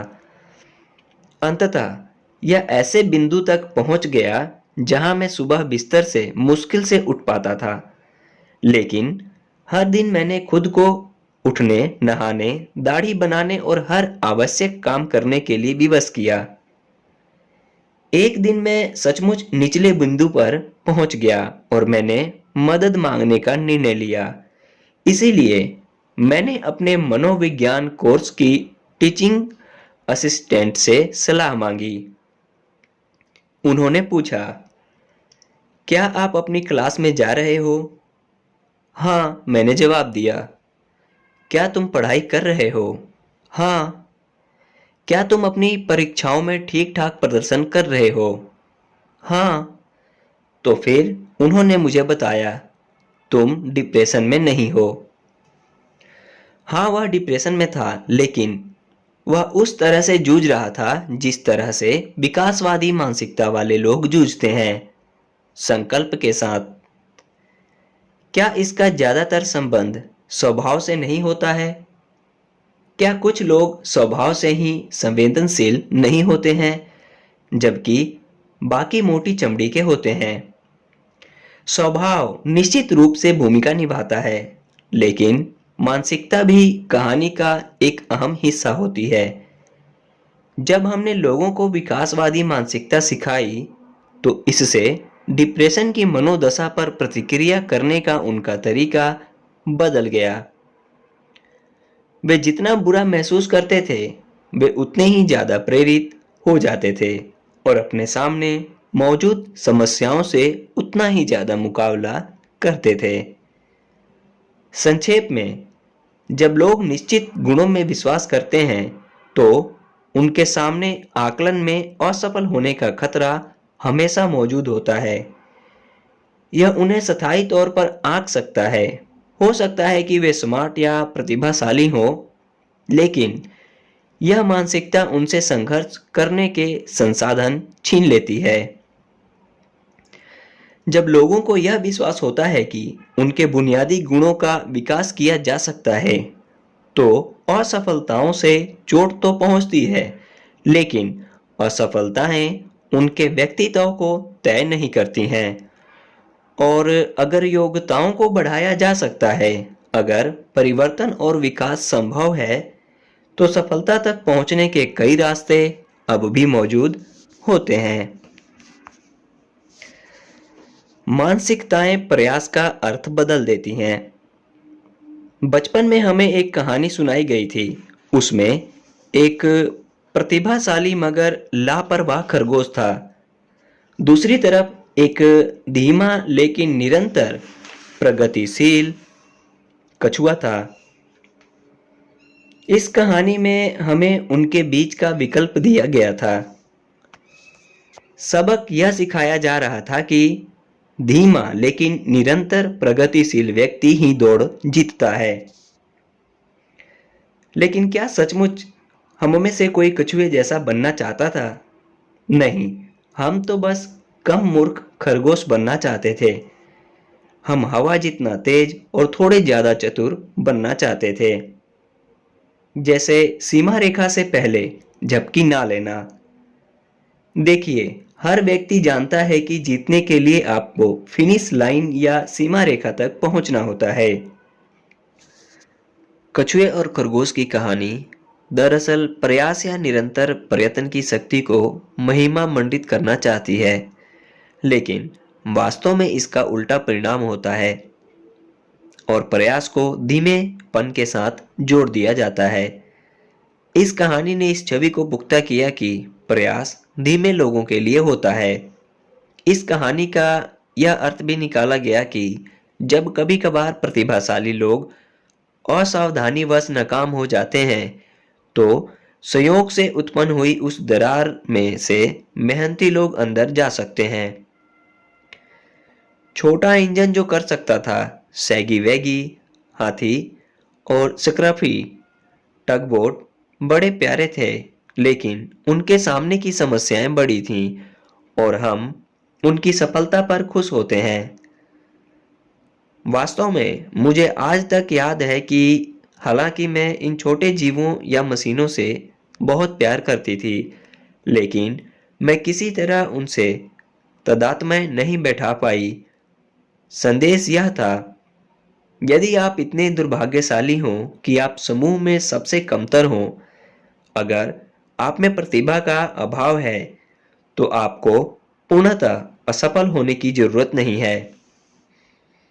आप अंधाधुंध हाथ पैर चलाने वाले प्यारे प्रशंसनीय बच्चे बन सकते हैं और शायद सफलता भी पा सकते हैं, अगर आप इस पर सचमुच मेहनत कर सकें और सारे तिरस्कारपूर्ण दर्शकों को झेल सकें। आपको बहुत बहुत धन्यवाद। मैं प्रतिभा को चुनूंगी। समस्या यह थी कि इन कहानियों ने इसे या तो यह या फिर वह में बदल दिया। या तो आप में योग्यता होती है या फिर आप प्रयास करते हैं और निश्चित मानसिकता का हिस्सा हैं। प्रयास उन लोगों को करना पड़ता है जिनमें योग्यता नहीं होती। निश्चित मानसिकता वाले लोग हमें बताते हैं, अगर आपको किसी चीज पर मेहनत करनी होती है, तो इसका मतलब है कि आप इसमें अच्छे नहीं हैं। वे यह भी जोड़ देते हैं, जो लोग सचमुच प्रतिभाशाली होते हैं, उनसे चीजें आसानी से हो जाती हैं। मैं इलिनॉय यूनिवर्सिटी में मनोविज्ञान विभाग की युवा प्रोफेसर थी। एक रात को मैंने मनोविज्ञान विभाग की इमारत के पास से गुजर रही थी और मैंने गौर किया कि कुछ शिक्षकों के ऑफिसों की बत्तियां जल रही थी।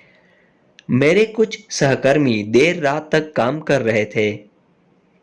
मैंने मन ही मन सोचा, वे उतने स्मार्ट नहीं होंगे जितनी कि मैं हूं। यह मुझे कभी लगा ही नहीं कि वे मेरे जितने ही स्मार्ट लेकिन ज्यादा मेहनती हो सकते हैं। मेरे लिए यह या तो यह या फिर वह वाला मामला था और यह स्पष्ट था कि मैं या फिर वह के बजाय या तो यह को ज्यादा महत्व देती थी। लेखक और न्यू यॉर्कर में लिखने वाले मैल्कम ग्लैडवेल ने सुझाव दिया है कि हमारा समाज मेहनत से हासिल होने वाली उपलब्धि के बजाय स्वाभाविक प्रयास रहित उपलब्धि को ज्यादा महत्व देता है। हम अपने नायकों को अति मानवीय योग्यताओं से ओत-प्रोत कर देते हैं, जिनकी बदौलत ही वे महान बने। यह तो वैसा ही है जैसे माई डोरी गर्भ से निकलते समय ही वायलिन बजा रही थी। माइकल जॉर्डन ड्रिबलिंग करते हुए पैदा हुए थे और पिकासो कूची चलाते हुए जन्मे थे। यह निश्चित मानसिकता का आदर्श चित्रण है और यह हर जगह व्याप्त है। ड्यूक यूनिवर्सिटी में शोधकर्ताओं की एक रिपोर्ट स्नातक छात्राओं में व्याप्त चिंता और डिप्रेशन के बारे में खतरे की घंटी बजाती है, जो प्रयास रहित पूर्णता की आकांक्षा रखती हैं। वे यह विश्वास करती हैं कि उन्हें बगैर किसी कोशिश के आदर्श सुंदरता, आदर्श नारीत्व और आदर्श शैक्षणिक बुद्धिमत्ता का प्रदर्शन करना चाहिए, या कम से कम कोशिश दिखनी नहीं चाहिए। अमेरिका ही एकमात्र देश नहीं है जहां प्रयास या मेहनत को हिकारत से देखा जाता है। फ्रेंच एग्जीक्यूटिव पियरे स्वेलियर कहते हैं, हम प्रयास करने वाले राष्ट्र नहीं हैं। देखिए, अगर आप में कार्य दक्षता है, ज्ञान और संतुलन का मिश्रण, तो आप चीजों को प्रयास रहित तरीके से करते हैं। बहरहाल, विकासवादी लोगों का विश्वास बिल्कुल अलग होता है। वे मानते हैं कि प्रतिभाशाली लोगों को भी उपलब्धि हासिल करने के लिए कड़ी मेहनत करनी पड़ती है, और वे कहते हैं, नैसर्गिक प्रतिभा के बारे में इतना उदात्त क्या है। वे प्रतिभा की कद्र तो कर सकते हैं, लेकिन वे प्रयास की प्रशंसा करते हैं, क्योंकि आपकी योग्यता चाहे जितनी हो, प्रयास ही उस योग्यता को चिंगारी देता है और इसे उपलब्धि में बदलता है। सिबी किस्ट घोड़ा। यह घोड़ा इतना टूट चुका था कि उसे मौत की नींद में सुलाया जाना था। वास्तव में लोगों की पूरी टीम ही टूट चुकी थी।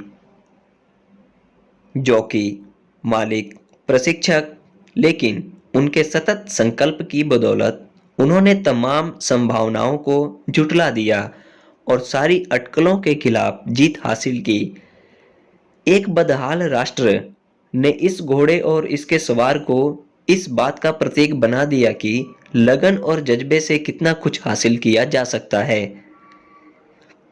सिबी किस्ट की लेखिका लॉरा हिलेन ब्रांड की कहानी भी इतनी ही मर्मस्पर्शी है। कॉलेज के वर्षों में ही वे गंभीर दीर्घकालीन थकान की शिकार हो गईं और यह सिलसिला आगे भी जारी रहा, जिस वजह से वे काम नहीं कर सकती थीं। लेकिन वह घोड़ा जो कर सकता था की कल्पना ने उन्हें प्रेरित कर दिया, जिससे वे इच्छा शक्ति की विजय की मर्मस्पर्शी शानदार कहानी लिख पाईं। यह पुस्तक सिबी किस्ट और उनकी खुद की विजय दोनों का प्रमाण थी। विकासवादी मानसिकता के लेंस से देखें तो ये कहानियां प्रयास की कायाकल्प कार्य शक्ति की कहानियां हैं। प्रयास में आपकी योग्यता और इंसान के रूप में आपको बदलने की कितनी ज्यादा शक्ति होती है। लेकिन निश्चित मानसिकता के चश्मे से देखें तो यह 3 आदमियों और एक घोड़े की बेहतरीन कहानी है, जिनमें ढेर सारी कमियां थी, इसीलिए उन्हें बहुत मेहनत करनी पड़ी। ज्यादा प्रयास, बड़ा जोखिम। निश्चित मानसिकता के दृष्टिकोण से प्रयास सिर्फ कमतर या कमियों वाले लोग ही करते हैं, और जब लोगों को पहले से ही पता है कि वे कमतर हैं तो कोशिश करने में कोई बुराई नहीं है, क्योंकि उनके पास खोने के लिए वैसे भी कुछ भी नहीं है। लेकिन अगर आपका शोहरत का दावा यही है कि आप में कोई कमी नहीं है, अगर आपको जीनियस, प्रतिभाशाली या नैसर्गिक प्रतिभा का धनी माना जाता है, तो आपके पास खोने के लिए बहुत कुछ होता है। प्रयास से आप कमतर हो सकते हैं। नादिया सेलरनो सोनेनबर्ग ने 10 साल की उम्र में फिलाडेल्फिया ऑर्केस्ट्रा में वायलिन बजाना शुरू कर दिया था, लेकिन जब वे जुलियार्ड की महान वायलिन शिक्षिका डोरोथी डिले से प्रशिक्षण लेने गई तो उनमें ढेरों भयंकर आदतें थीं। उनकी अंगुलियों के संचालन और बजाने की शैली में फूहड़पन नजर आता था। वे वायलिन भी गलत तरीके से पकड़ती थीं, लेकिन उन्होंने अपनी इन कमियों को दूर करने से इनकार कर दिया। कुछ साल बाद उन्होंने देखा कि दूसरे विद्यार्थी उनकी बराबरी पर आ रहे हैं और उनसे आगे भी निकल रहे हैं। 18-19 साल की उम्र तक आते आते उनमें आत्मविश्वास का संकट आ गया। मैं सफल कहलाने की आदी थी। अखबारों ने मुझ पर बाल प्रतिभा का ठप्पा लगा दिया था, इसीलिए अब मैं खुद को असफल मानने लगी। यह बाल प्रतिभा प्रयास करने से घबराती थी। मैं जिस भी चीज से गुजर रही थी, हर चीज का कारण डर था। कोशिश करने और असफल होने का डर। अगर आप किसी ऑडिशन में जाते हैं और सच्ची कोशिश नहीं करते हैं, अगर आप सचमुच तैयारी नहीं करते हैं, अगर आप उतनी कड़ी मेहनत नहीं करते हैं जितनी आप कर सकते थे और इसके बाद आप असफल हो जाते हैं, तो आपके पास एक बहाना होता है। यह कहने से ज़्यादा मुश्किल कुछ भी नहीं होता कि मैंने अपनी पूरी कोशिश की, लेकिन फिर भी कामयाब नहीं हुई। पूरी कोशिश करने के बावजूद असफल होने का विचार, जब आपके पास एक भी बहाना ना रहे। निश्चित मानसिकता वालों का सबसे बुरा डर होता है और यही डर नादिया पर हावी हो गया, जिसकी वजह से वे पंगु हो गई। उन्होंने तो क्लास में अपना वायलिन लाना तक छोड़ दिया।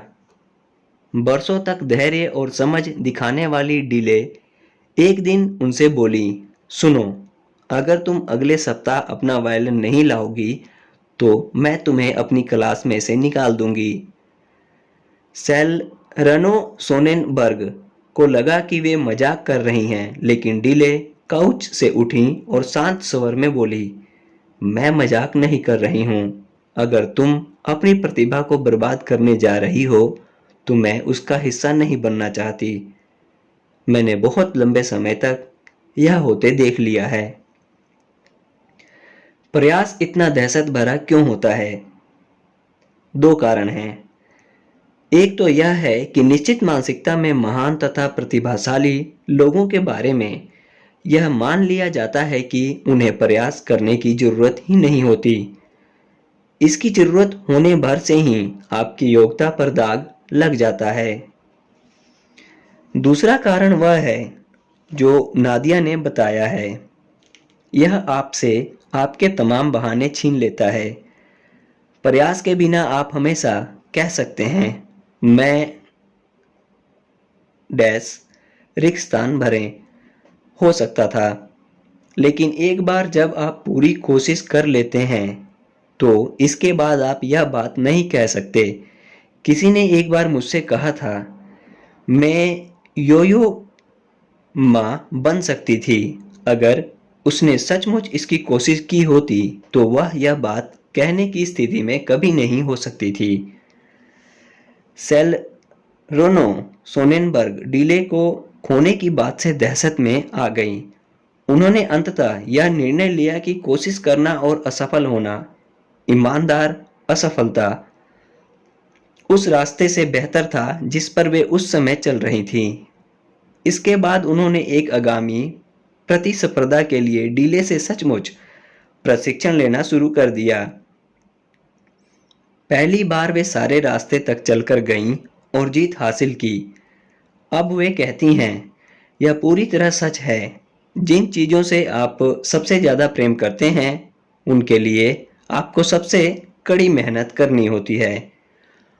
और जब आप संगीत से प्रेम करते हैं तो आप अपने जीवन की खातिर पूरा संघर्ष करते हैं। प्रयास का डर संबंधों में भी हो सकता है, जैसा एक प्रगतिशील और आकर्षक युवा महिला अमांडा के साथ हुआ। मेरे बहुत से विचित्र बॉयफ्रेंड थे। उन्हें अविश्वसनीय से बेपरवाह तक की श्रेणी में रखा जा सकता था। मेरी सबसे अच्छी सहेली कार्ला ने कहा, इस बार एक अच्छा इंसान मिल जाए तो बात बन जाए। इसका मतलब यह था, तुम बेहतर की हकदार हो। फिर कार्ला ने मेरी पहचान अपने ऑफिस के रौब से करा दी। वह बेहतरीन था और सिर्फ पहले दिन ही नहीं, मुझे बहुत अच्छा लगता था। यह इस तरह की बात थी, हे भगवान, एक आदमी तो है जो सचमुच समय पर आ जाता है। फिर मामला गंभीर हो गया और मैं घबरा गई।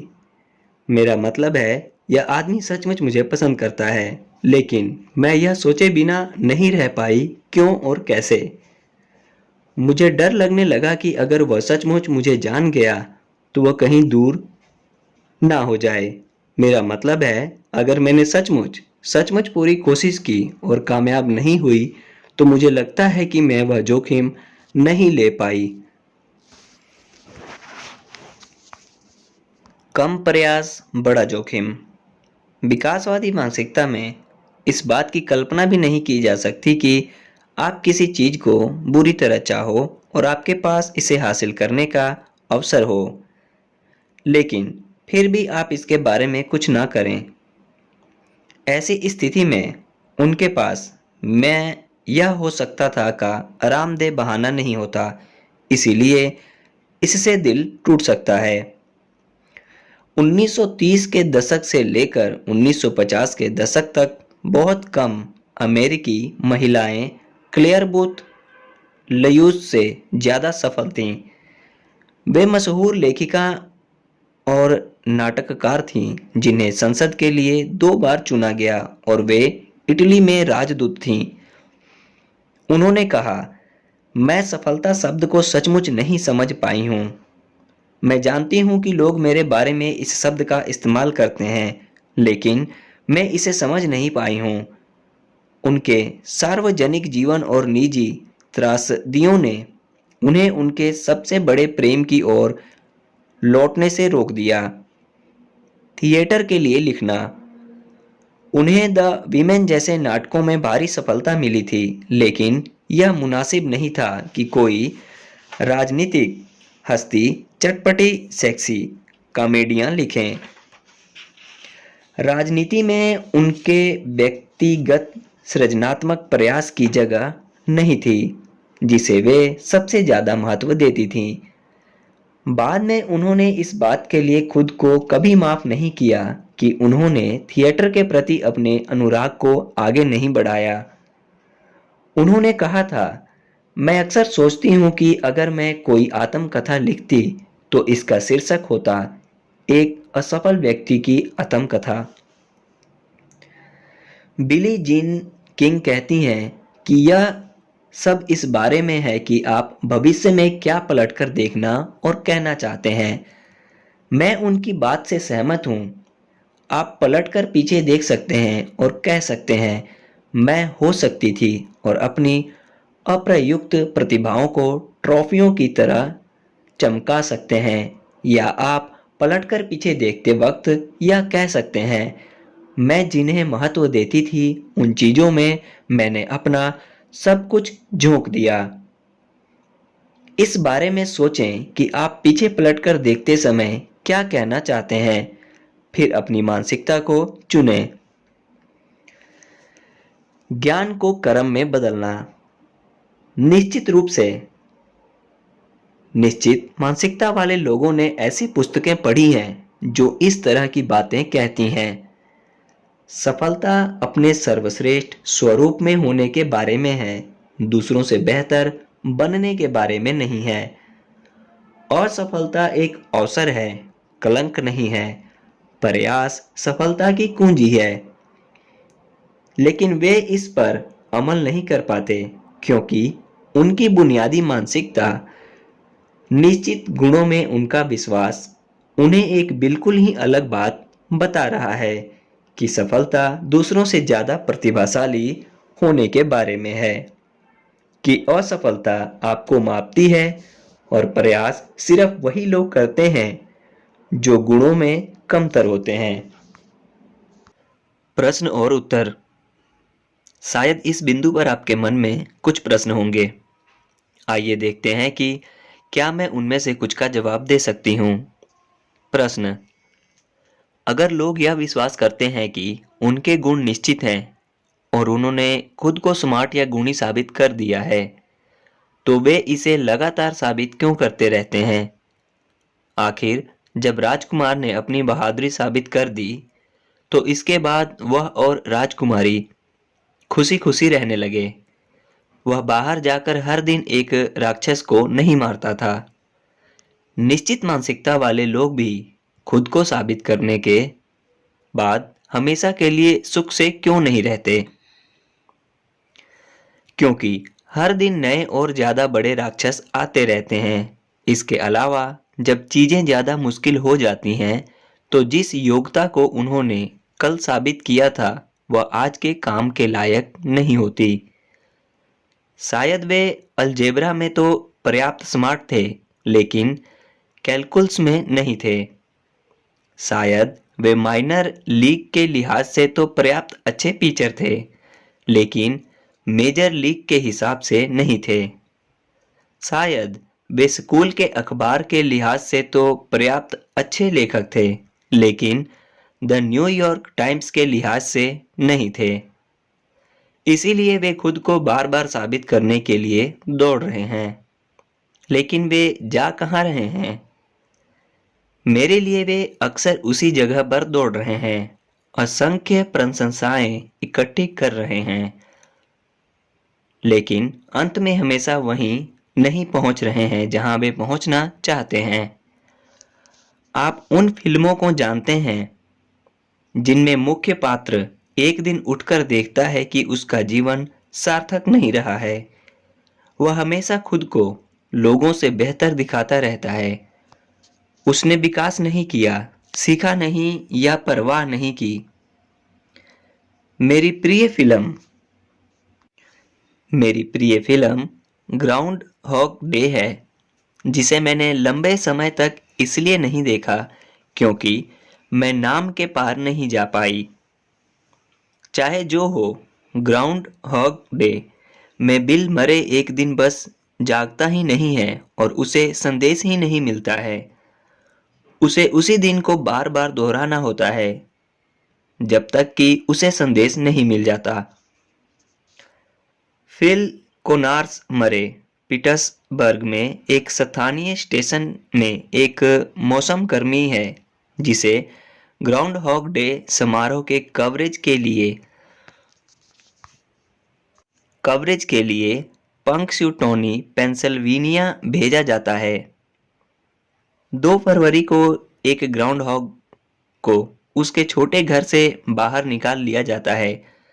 अगर यह माना गया कि उसने अपनी खुद की छाया देख ली है, तो जाड़ा 6 हफ्ते लंबा खींचेगा। अगर नहीं, तो बसंत जल्दी आ जाएगा। फिल खुद को श्रेष्ठ मानता है और समारोह, शहर और वहां के लोगों, हिक और मोरेन के प्रति पूरी तरह से हिकारत का भाव रखता है। अपनी हिकारत को पूरी तरह स्पष्ट करने के बाद वह पंक्सयूटोनी से जल्दी बाहर निकलने की योजना बनाता है, लेकिन यह हो नहीं पाता। एक बर्फीला तूफान शहर को चपेट में ले लेता है। वह वहीं रहने के लिए मजबूर हो जाता है और जब वह अगली सुबह जागता है, तो एक बार फिर ग्राउंड हॉग डे होता है। वही सानी और चेर गीत, आई गॉट यू बेबे, उसे क्लॉक रेडियो पर जगाता है और वही ग्राउंड हॉग उत्सव एक बार फिर शुरू हो जाता है, और एक बार फिर और एक बार फिर। पहले तो वह दूसरों को मूर्ख बनाने के अपने खास एजेंडा को आगे बढ़ाने के लिए अपने ज्ञान का इस्तेमाल करता है। चूंकि वह अकेला ही उस दिन को दोबारा जी रहा है, इसीलिए वह एक दिन एक महिला से बात कर सकता है और फिर अगले दिन उस जानकारी का इस्तेमाल उसे धोखा देने, प्रभावित करने और अपने जाल में फंसाने के लिए कर सकता है। वह निश्चित मानसिकता के स्वर्ग में पहुंच चुका है। वह अपनी श्रेष्ठता बार बार साबित कर सकता है। लेकिन असंख्य ऐसे दिन बीतने के बाद उसे एहसास होता है कि वह जहां का तहां अटका हुआ है। निराशा में वह खुदकुशी करने की कोशिश करता है। वह एक कार दुर्घटना कर देता है। खुद को करंट लगाता है, एक घंटा घर से कूद जाता है और एक ट्रक के सामने चला जाता है। जब बाहर निकलने का कोई रास्ता नहीं होता तो आखिरकार उसे बात समझ में आती है। वह इस समय का इस्तेमाल सीखने के लिए भी तो कर सकता है। वह पियानो सीखने लगता है, वह जमकर पढ़ता है, वह आइस स्क्लिप सीखता है, वह उन लोगों के बारे में पता लगाता है जिन्हें उस दिन मदद की जरूरत है। एक लड़का जो एक पेड़ से गिर जाता है, एक आदमी जिसके गले में मांस अटक जाता है और उनकी मदद करने लगता है तथा उनकी परवाह करने लगता है। जल्दी ही ऐसा होता है कि पूरा दिन भी उसे छोटा पड़ने लगता है। जब मानसिकता का यह परिवर्तन पूरा होता है तभी वह उस सांप से मुक्त होता है। प्रश्न: क्या मानसिकता आपकी संरचना का स्थायी हिस्सा है या आप इसे बदल सकते हैं? मानसिकता आपके व्यक्तित्व का एक अहम हिस्सा है, लेकिन आप इसे बदल सकते हैं। दो मानसिकताओं के बारे में जानकर ही आप नए तरीके से सोचना और प्रतिक्रिया करना शुरू कर सकते हैं। लोग मुझे बताते हैं कि वे खुद को पकड़ने लगते हैं कि वे कब निश्चित मानसिकता के शिकंजे में हैं। सीखने के एक अवसर को नजरअंदाज करना, असफलता मिलने के बाद खुद पर इसका ठप्पा महसूस करना, या जब किसी चीज में बहुत मेहनत की जरूरत हो तो हताश महसूस करना, और फिर वे खुद को विकास की मानसिकता में पहुंचाने लगते हैं, यह सुनिश्चित करते हुए कि वे चुनौती को स्वीकार करें, असफलता से सीखें या अपने प्रयास जारी रखें। जब मेरे स्नातक विद्यार्थियों और मैंने पहल मानसिकताओं के बारे में सीखा तो वे मुझे निश्चित मानसिकता में पकड़कर भलमन साहत से मुस्कुराते थे और मुझे यह बात बता देते थे। यह एहसास करना भी महत्वपूर्ण है कि भले ही लोगों में निश्चित मानसिकता प्रबल हो, लेकिन वे हमेशा उस मानसिकता में नहीं रहते हैं।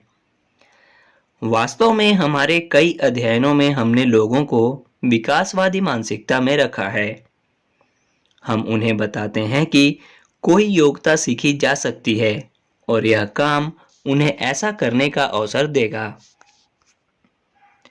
या हमने उन्हें विकासवादी मानसिकता सिखाने वाला एक वैज्ञानिक लेख पढ़वाया।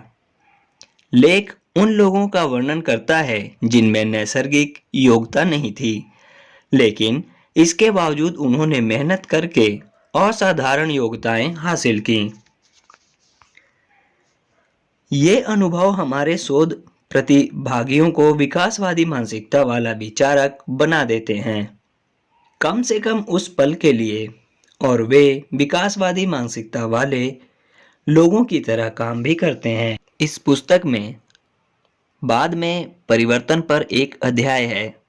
वहां मैंने परिवर्तन करने वाले लोगों का वर्णन किया है और उन प्रोग्रामों के बारे में भी बताया है जो हमने परिवर्तन लाने के लिए तैयार किए हैं। प्रश्न: क्या मैं आधा आधा हो सकता हूं? मुझे अपने अंदर दोनों मानसिकताएं दिखती हैं। हम सभी में दोनों के तत्व होते हैं। हम सभी निश्चित और विकासवादी मानसिकताओं का मिश्रण होते हैं। आसानी की खातिर मैं इस बारे में या तो यह या फिर वह शैली में बात कर रही हूँ। लोगों में अलग अलग क्षेत्रों में भी अलग अलग मानसिकताएं हो सकती हैं। मैं यह सोच सकती हूँ कि मेरी कलात्मक योग्यताएं निश्चित हैं, लेकिन मेरी बुद्धि का विकास किया जा सकता है, या मेरा व्यक्तित्व तो निश्चित है लेकिन सृजनात्मकता का विकास किया जा सकता है। हमने पाया है कि किसी खास क्षेत्र में लोगों की जो मानसिकता होती है वह उस क्षेत्र में उनका मार्गदर्शन करती है। प्रश्न: प्रयास में आपके तमाम विश्वास के साथ क्या आप कह रही हैं कि जब लोग असफल होते हैं तो इसमें हमेशा उनकी गलती होती है और वह गलती यह होती है कि उन्होंने पर्याप्त कोशिश या कड़ी मेहनत नहीं की। नहीं, यह सच है कि प्रयास बहुत महत्वपूर्ण है। इसके बिना कोई भी लंबे समय तक सफल नहीं हो सकता, लेकिन यह निश्चित रूप से एकमात्र चीज नहीं है। लोगों के संसाधन और अवसर अलग-अलग होते हैं। मिसाल के तौर पर, पैसे वाले लोगों या अमीर अभिभावकों वाले लोगों के पास सुरक्षा का जाल होता है। सफल होने के लिए वे ज़्यादा जोखिम ले सकते हैं और ज़्यादा लंबे समय तक प्रयास कर सकते हैं। अच्छी शिक्षा के प्रति आसान पहुंच वाले लोग, प्रभावी मित्रों के नेटवर्क वाले लोग, सही समय पर सही जगह रहने का मौका ताड़ने वाले लोग, इन सभी के पास प्रयास से सफल होने का ज़्यादा अच्छा अवसर होता है। अमीर शिक्षित संपर्क वाला प्रयास ज़्यादा अच्छी तरह काम करता है। कम संसाधन वाले लोग पूरी जान लड़ा दें तब भी वे ज़्यादा आसानी से पटरी से उतारे जा सकते हैं। आपने गृहनगर के जिस कारखाने में जीवन भर काम किया है वह अचानक बंद हो जाता है। अब क्या करें?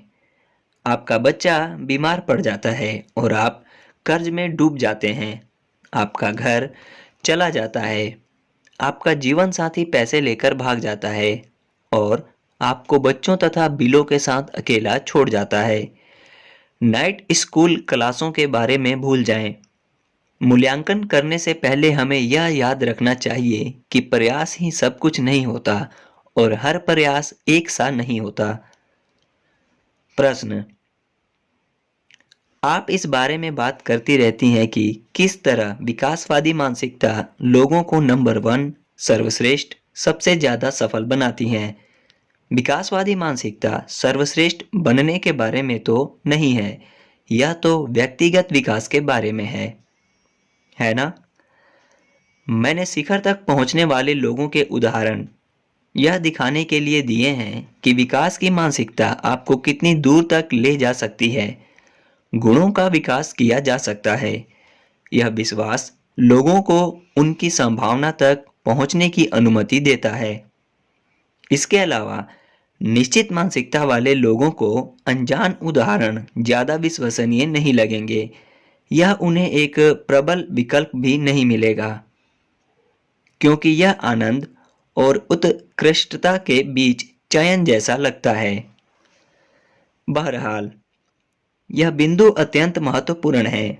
विकासवादी मानसिकता लोगों को उनके काम से प्रेम करने और मुश्किलों के बावजूद प्रेम करते रहने की अनुमति देता है।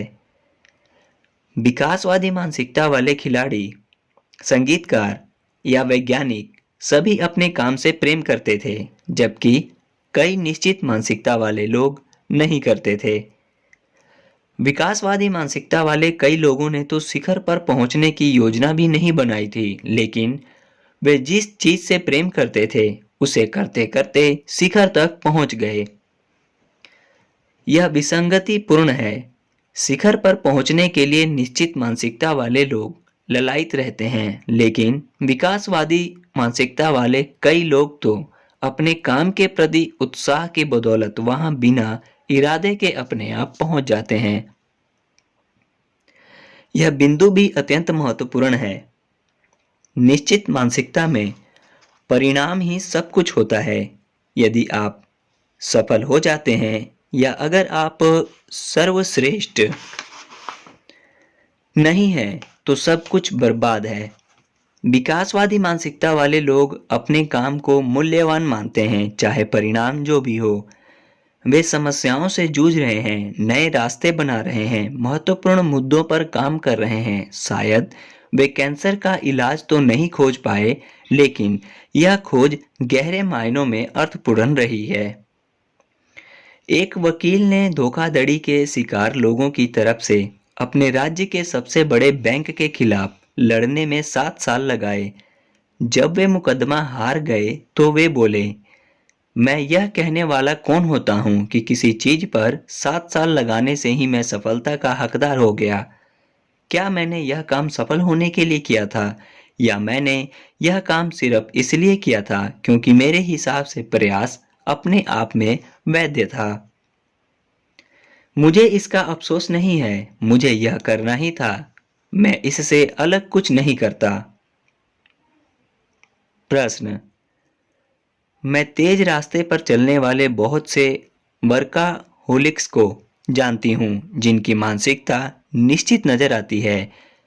वे हमेशा यह साबित करने की कोशिश करते रहते हैं कि वे कितने स्मार्ट हैं, लेकिन वे कड़ी मेहनत करते हैं और चुनौतियों से जूझते हैं। यह आपके विचार से कैसे मेल खाता है कि निश्चित मानसिकता वाले लोग कम प्रयास और आसान कामों की तरफ जाते हैं? कुल मिलाकर निश्चित मानसिकता वाले प्रयास रहित सफलता को ज्यादा पसंद करते हैं, क्योंकि यही उनकी प्रतिभा को साबित करने का सर्वश्रेष्ठ तरीका होता है। लेकिन आप सही हैं, बहुत से उच्च पदस्थ लोग भी ऐसा सोचते हैं कि उनके गुण निश्चित हैं और वे सतत पुष्टि की तलाश कर रहे हैं। ये वे लोग हो सकते हैं जिनके जीवन का लक्ष्य नोबेल पुरस्कार जीतना या संसार का सबसे अमीर इंसान बनना है, और वे इसके लिए आवश्यक काम करने को तैयार रहते हैं। हम व्यवसाय और नेतृत्व पर लिखे गए अध्याय में ऐसे लोगों से मिलेंगे। संभव है कि ये लोग इस विश्वास से मुक्त हो कि ज्यादा प्रयास कम योग्यता की निशानी होती है, लेकिन उनमें निश्चित मानसिकता के दूसरे घटक होते हैं। उनमें अपनी प्रतिभा को लगातार प्रदर्शित करने की इच्छा हो सकती है। वे यह महसूस कर सकते हैं कि उनकी प्रतिभा उन्हें दूसरे लोगों से ज्यादा श्रेष्ठ बनाती है, और वे गलतियों, आलोचना या मुश्किलों के प्रति असहिष्णु हो सकते हैं। वैसे विकासवादी मानसिकता वाले लोगों को भी नोबेल पुरस्कार या बहुत सारा पैसा पसंद हो सकता है, लेकिन वे इसे अपने अस्तित्व की पुष्टि के रूप में या किसी ऐसी चीज के रूप में नहीं चाहते हैं जो उन्हें दूसरों से बेहतर बना देगी। प्रश्न। क्या हो अगर मुझे निश्चित मानसिकता पसंद हो? अगर मैं जानता हूं कि मेरी योग्यताएं और गुण क्या हैं, तो मुझे पता होता कि मेरी स्थिति क्या है और मुझे क्या अपेक्षा रखनी चाहिए, मैं इसे क्यों छोड़ूं? अगर आपको निश्चित मानसिकता पसंद हो तो इसी में रहें। यह पुस्तक तो दो मानसिकताओं और उनके द्वारा निर्मित संसारों का वर्णन करके लोगों को बस यह दिखाती है कि उनके पास विकल्प है। मुद्दे की बात यह है कि लोगों के पास यह चुनाव करने की शक्ति है कि वे किस संसार में रहना चाहते हैं। निश्चित मानसिकता यह भावना उत्पन्न करती है कि आप अपने बारे में स्थायी सत्य को सचमुच जान सकते हैं, और यह राहत भरा हो सकता है। आपको अमुक या अन्य काम की कोशिश करने की जरूरत नहीं है, क्योंकि आप में उसकी प्रतिभा नहीं है। आप निश्चित रूप से फलाने या ठिकाने काम में सफल होंगे, क्योंकि आप में उसकी प्रतिभा है। इस मानसिकता की कमियों के बारे में जागरूक रहना भी इतना ही महत्वपूर्ण है। आप पहले क्षेत्र में अपनी प्रतिभा का कम आकलन करके खुद को अवसर से वंचित कर सकते हैं, या आप यह मानकर दूसरे क्षेत्र में अपनी सफलता की संभावना को कम कर सकते हैं कि आपकी प्रतिभा ही आपको वहां तक ले जाने के लिए काफी है। वैसे विकासवादी मानसिकता आपको किसी चीज का पीछा करने के लिए विवश नहीं करती है। यह तो सिर्फ आपको बताती है कि आप अपनी योग्यताओं का विकास कर सकते हैं। आप ऐसा करना चाहते हैं या नहीं, यह आप पर निर्भर करता है। प्रश्न। क्या लोगों के बारे में हर चीज बदली जा सकती है, और क्या लोगों को हर वह चीज बदलने की कोशिश करनी चाहिए जिसे वे बदल सकते हैं? विकास की मानसिकता यह विश्वास है कि योग्यताओं का विकास किया जा सकता है, लेकिन यह आपको यह नहीं बताती है कि कितना ज्यादा परिवर्तन संभव है या परिवर्तन में कितना समय लगेगा। और इसका मतलब यह नहीं है कि हर चीज जैसे वरीयताएं या जीवन मूल्य बदले जा सकते हैं। मैं एक बार एक टैक्सी में थी और ड्राइवर ने रेडियो पर ओपेरा लगा रखा था। बातचीत शुरू करने के लिए मैंने कहा, क्या आपको ओपेरा पसंद है? नहीं, उसने जवाब दिया, मैं इससे नफरत करता हूँ। मुझे इससे हमेशा से नफरत रही है। मैंने कहा, मैं आपकी निजी जिंदगी में दखल देना चाहती मैं आपकी निजी जिंदगी में दखल देना नहीं चाहती, लेकिन फिर आप इसे क्यों सुन रहे हैं? उसने मुझे बताया कि उसके पिता ओपेरा से प्रेम करते थे और हर अवसर पर खास रिकॉर्ड सुनते थे। मेरे कैब ड्राइवर ने, जो अब अधेड़ा अवस्था में काफी आगे निकल आया था, ने ओपेरा को पसंद करने की कई साल तक कोशिश की थी। उसने डिस्क बजाई थी, स्कोर पढ़े थे, लेकिन कोई फायदा नहीं हुआ। मैंने उसे सलाह दी, खुद पर रहम करो। बहुत सारे सुसंस्कृत और बुद्धिमान लोग ओपेरा को बर्दाश्त नहीं कर पाते हैं। आप भी खुद को उनमें से एक क्यों नहीं मान लेते हो? विकासवादी मानसिकता का यह मतलब नहीं है कि जो भी चीज बदली जा सकती है उसे बदल देना चाहिए। हम सभी को अपनी कुछ अपूर्णताओं को स्वीकार करने की जरूरत है, खासतौर पर उन्हें जिनसे हमारे या दूसरों के जीवन को दरअसल नुकसान नहीं हो रहा है। निश्चित मानसिकता विकास और परिवर्तन की राह में आड़े आती है। विकासवादी मानसिकता परिवर्तन का शुरुआती बिंदु है, लेकिन लोगों को अपने बारे में यह निर्णय लेने की जरूरत है कि उनके परिवर्तन के प्रयास कहाँ सबसे ज्यादा मूल्यवान होंगे। प्रश्न, क्या निश्चित मानसिकता वाले लोगों में बस आत्मविश्वास का अभाव होता है? नहीं, निश्चित मानसिकता वाले लोगों में भी विकासवादी मानसिकता वाले लोगों जितना ही ज्यादा आत्मविश्वास हो सकता है किसी चीज के होने से पहले। लेकिन जैसे कि आप कल्पना कर सकते हैं, उनका आत्मविश्वास ज्यादा नाजुक होता है, क्योंकि विपत्तियां और प्रयास की जरूरत से यह कम हो सकता है। जोसेफ मार्टोकियो ने कर्मचारियों का एक अध्ययन आयोजित किया जो एक संक्षिप्त कंप्यूटर प्रशिक्षण कोर्स कर रहे थे। आधे कर्मचारियों को निश्चित मानसिकता में रखा गया। उन्हें बताया गया कि कंप्यूटर की योग्यता इस बात पर निर्भर करती है कि उनमें कितनी ज्यादा योग्यता है। बाकी आधों को विकासवादी मानसिकता में रखा गया। इन्हें यह बताया गया कि कंप्यूटर की योग्यताओं को अभ्यास से बढ़ाया जा सकता है। इसके बाद इन मानसिकताओं में रचा बसा हर व्यक्ति कोर्स में आगे बढ़ा। शुरुआत में हालांकि अपनी कंप्यूटर योग्यताओं में दोनों समूहों का विश्वास समान था, लेकिन कोर्स के अंत तक वे पूरी तरह अलग दिख रहे थे।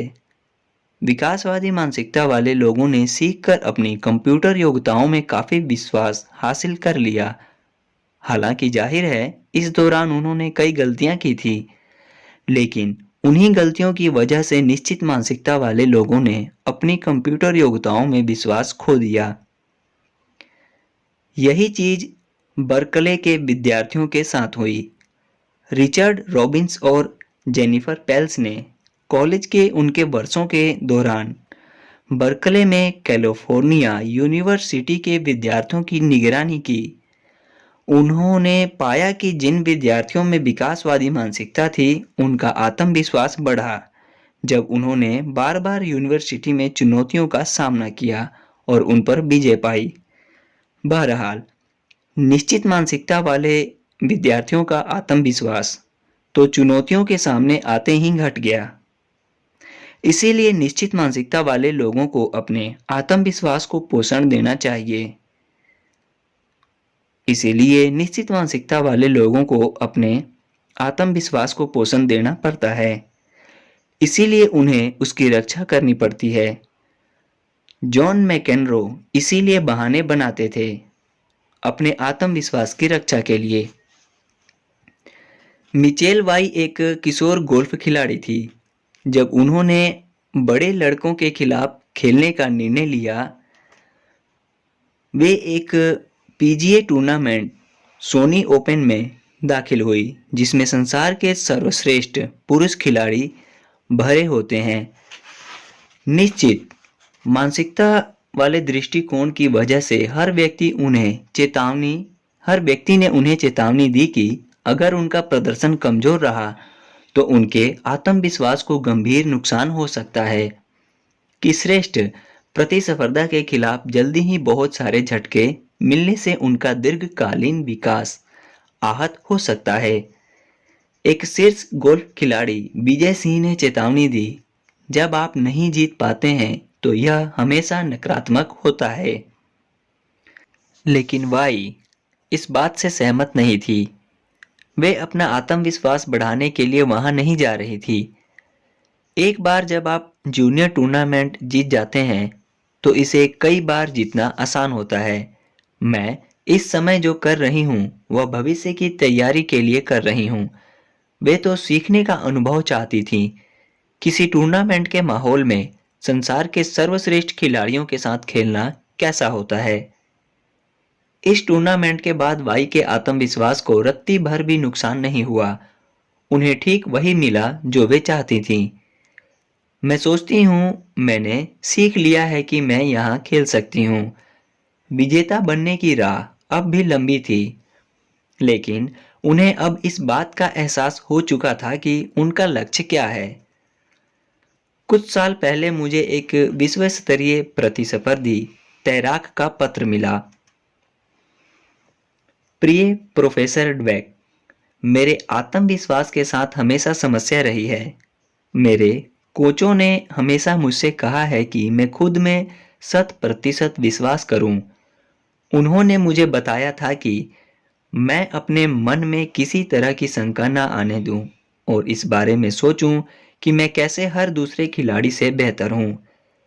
मैं ऐसा इसलिए नहीं कर सकती क्योंकि मैं हमेशा अपने दोषों और उन गलतियों के बारे में जागरूक रहती हूँ जो मैं हर प्रतियोगिता में करती हूँ।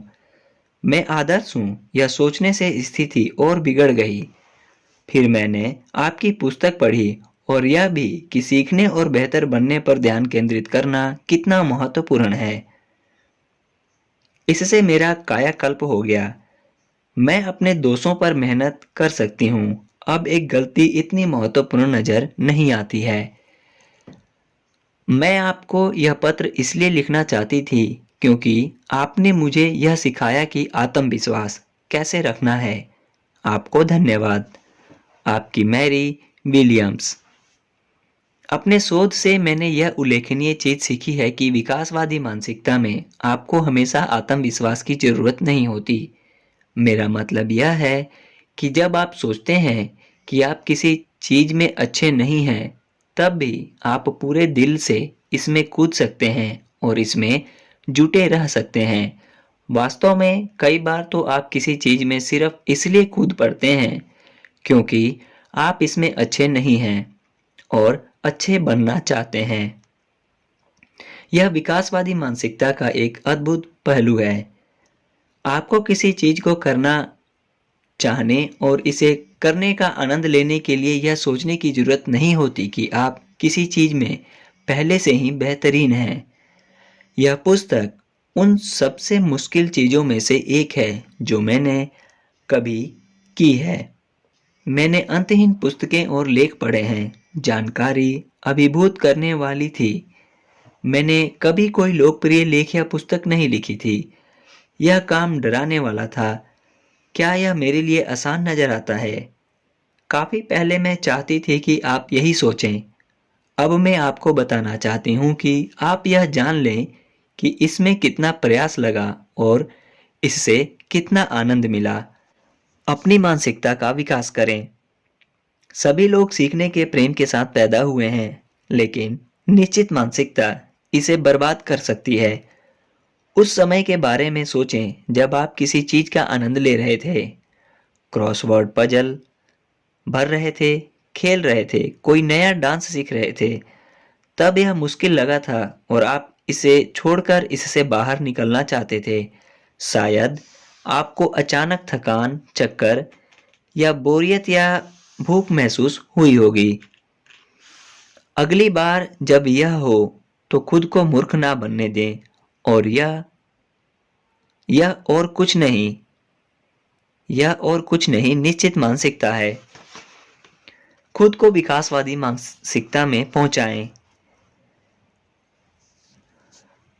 एक ऐसा संसार बनाना लुभावना होता है जिसमें हम आदर्श हों। मुझे ग्रेड स्कूल की वह भावना याद है। हम साझेदार चुन सकते हैं, मित्र बना सकते हैं, ऐसे लोगों को नियुक्त कर सकते हैं जो हमें दोष रहित महसूस कराते हों। लेकिन इस बारे में सोचें, क्या आप कभी विकास नहीं करना चाहते हैं? अगली बार जब भी आपके मन में यह प्रलोभन आए कि आप खुद को आराधना करने वाले लोगों से घेर लें, तो चर्च चले जाएं।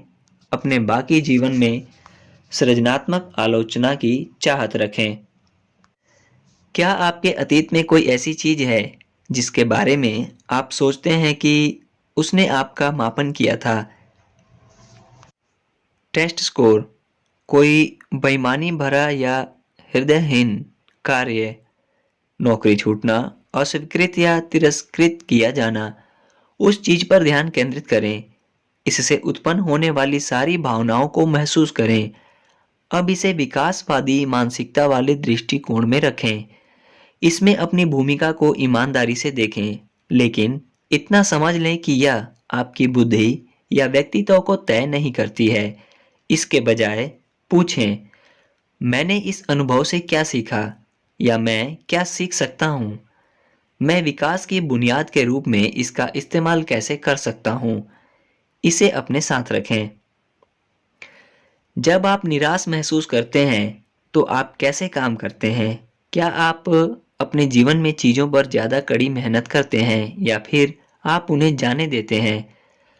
अगली बार जब आप हताश महसूस करें तो खुद को विकासवादी मानसिकता में रख दें।